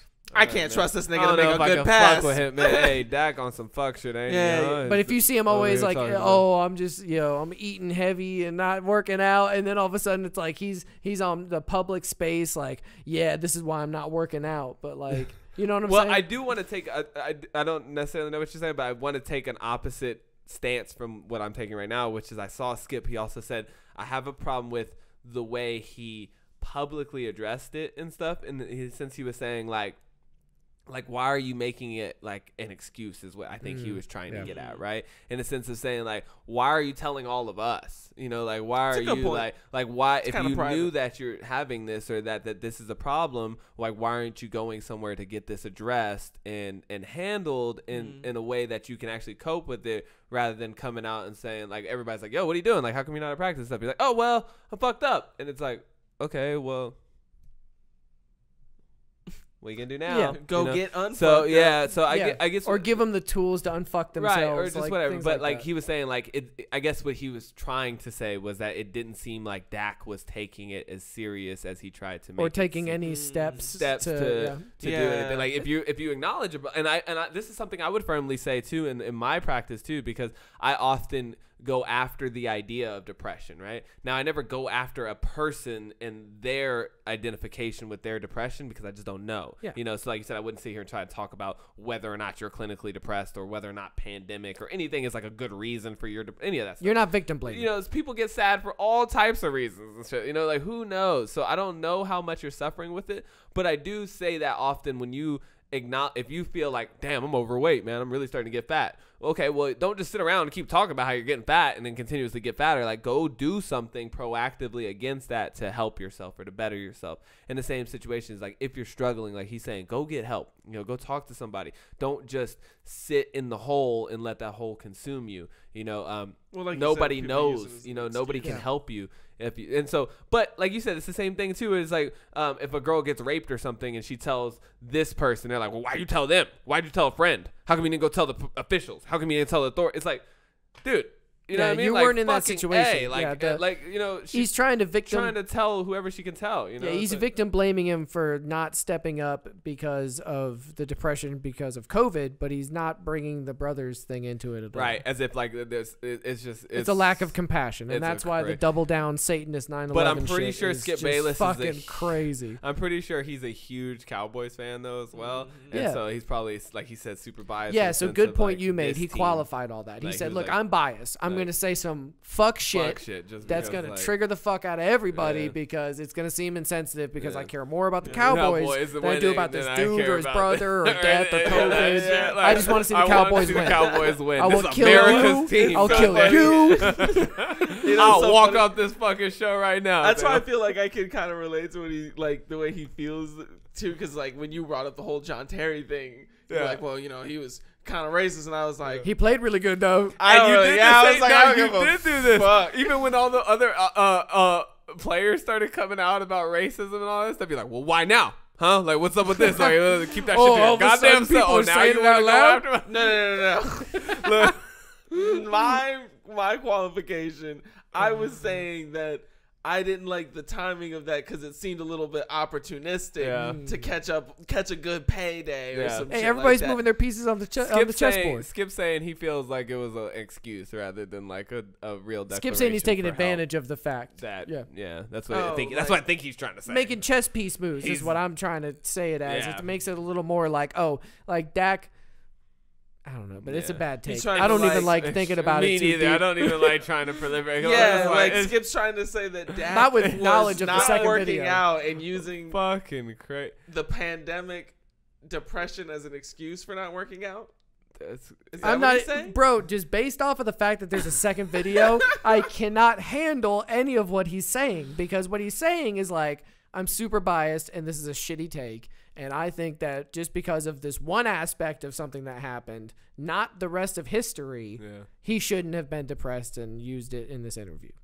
That's a shitty take. Yeah. Because the rest of history exists, and then he doubles down. Yeah. And then the double down, he doesn't say, his brother died too. Yeah. I was being a shithead. But in the double down, it didn't even seem like he doubled down. Like he basically he just said, I take depression seriously, and you should too. Yeah. Yeah, I mean, he didn't even say it. He was just like, if you have depression, go get help. He said that like 4 times. Yeah. And I was like... He said my comments were misconstrued. And then he said different comments. He was like, my comments... I want to reiterate some things. You decide for yourself. Never once. Internet. I haven't yet here. You decide for yourself what you thought Skip Bayless said. Because I could write you a paragraph right now of what I thought Skip Bayless said. A whole summary breakdown. I can break it down to you, but I think you need to take a look at it. I'll tell you this. Outside of this specific instance... I broke back. You got it. Outside of this specific instance, I think that the overarching conversation that I do not like continuously proliferated is exactly what he's trying to say. Is that for whatever reason, it's like, oh, well, you're a dude, so you shouldn't cry or you shouldn't ask for help, or you're a quarterback. Push of it to the America's side for the greater team. good. Yeah, exactly. Like any of that shit. Like, dude, if you are anybody for any reason, and you need help or you're struggling out here, we have got to start normalizing the idea of being like, excuse me, I'm not okay. Yes, you know, like, I'm not doing well. If anybody could help me here, like, please. And then, and like you said, not shaming them or condemning them. Hey, sometimes you can't help people, and that's cool too. Like, I'm not mad at you because you didn't help or nothing, but stop like hitting on people because they're trying to raise their hand and say, like, look, I need a little bit of time or like love or support or whatever they're fucking. This man wants to come out on a press conference and start bawling his fucking eyes out because his brother died. Like, yeah, I got a point I would like to say. I get it. I think we just need to stop using the word suicide so much. I think we could talk about these issues in very real and not raw terms, but very real and substantive terms without having to be like suicide hotline. Everybody talk about suicide. You need help? Call the suicide hotline. Don't call the help hotline. Why though? Huh? Because suicide is like a word that, it's going to go into your head and think, oh, kill myself, right? But help is more like, I'm at my final straw. I need help. I'm going crazy. I'm losing it. Like something like that. Like without being so... I disagree. Like, okay, for example, when I made my joke about everybody jerks off, did that make you want to jerk off all the time? No, but I'm saying like... Like, I love the concept of if you need help, get help. I think what he's trying to say is that in your example, if you had said jerk off and I was really super horny, then maybe it would have made me want to jerk off. Like you would think that it's equating. So like if you even just saying the word suicide puts the idea in somebody's and that's head, the thing that I'm going against is like the idea that they didn't already have that idea. Suicide's been around since the dawn of time. The idea that you could kill yourself is no new concept out here. Like nobody's never like heard of that. But what if on your so bringing that to light of advertising? Yeah, the same reason why McDonald's still shows I feel commercials. that. Because they want you to think of McDonald's when shooters, you are hungry. You know, yeah, when I walk down the street and I see like a suicide awareness billboard, and then I go to a business and they're all wearing like, oh, it's Suicide Awareness Month. Here's the fucking special pin or something, and they go. I'm just saying like being constantly. A lot of people focusing on suicide. Yeah, I'm just saying like being constantly hit with like, yo, let's do push-ups for veterans who do suicides. Every 22 of them die per thing, and it's like I get more of a glorification of suicide. Not some of them. I feel like in that particular instance, I don't have the specifics of what that did to help,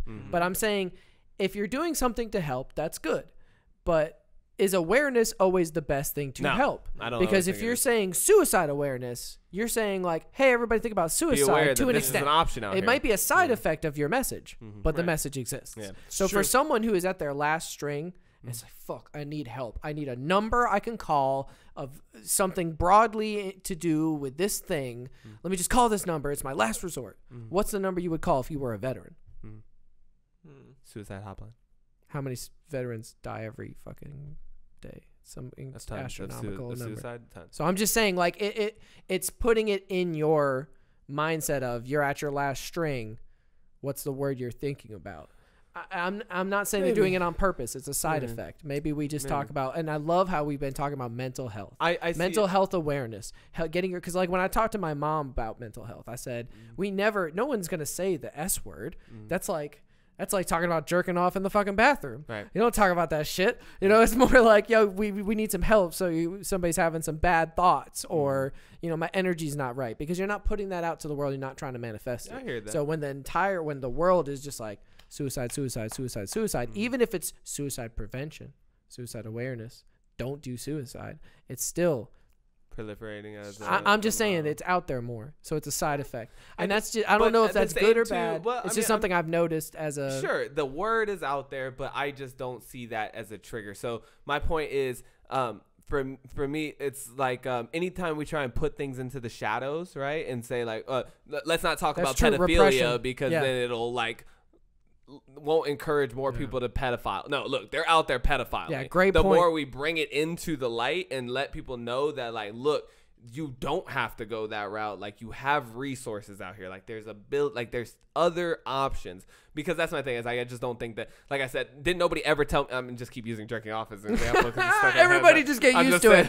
It's three averagely intelligent dudes talking about jerking off. The only comparison we can make to suicide ever is being shamed into, like, all right, I did it. My point is, nobody told you, right? Nobody told you, like, you didn't get this conversation of like, hey, Johnny, did you know you just figured it out? You know what I mean? And I don't think that it was like, I never heard the word. I never I can still distinctly remember not the first time, but I remember like figuring this out. I was like, whoa, what is this that I'm going to do with my penis? You know, like, this is strange. This is a strange phenomenon. I came with a that I could touch it and it makes it do things that I didn't realize it could do. You know, it's like, it was like an action lever. So what is this action lever? Yeah, I think, but I get what you're saying. I definitely see it as like there's other ways that we can proliferate the resources without constantly promoting the idea that suicide, because it could, on the inverse side, people be like, you know what, it's cool. There's a lot of people doing it out here.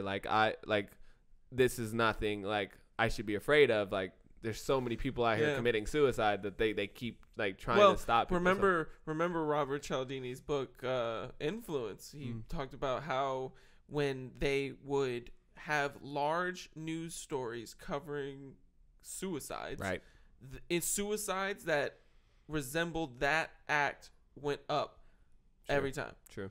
So like, there is some sort of link between having the idea there, and that's why I was using the advertising example. True. So like, there is links, but like there is like like you made a good point with the pedophilia thing. Like we have to bring things to light, but also we have to be careful about how we talk about them. Saying. Yeah, that brings us into the conversation of cuties. I think that people I think what John is getting at here is something that maybe we can agree with, is that I feel like people are underrating semantics.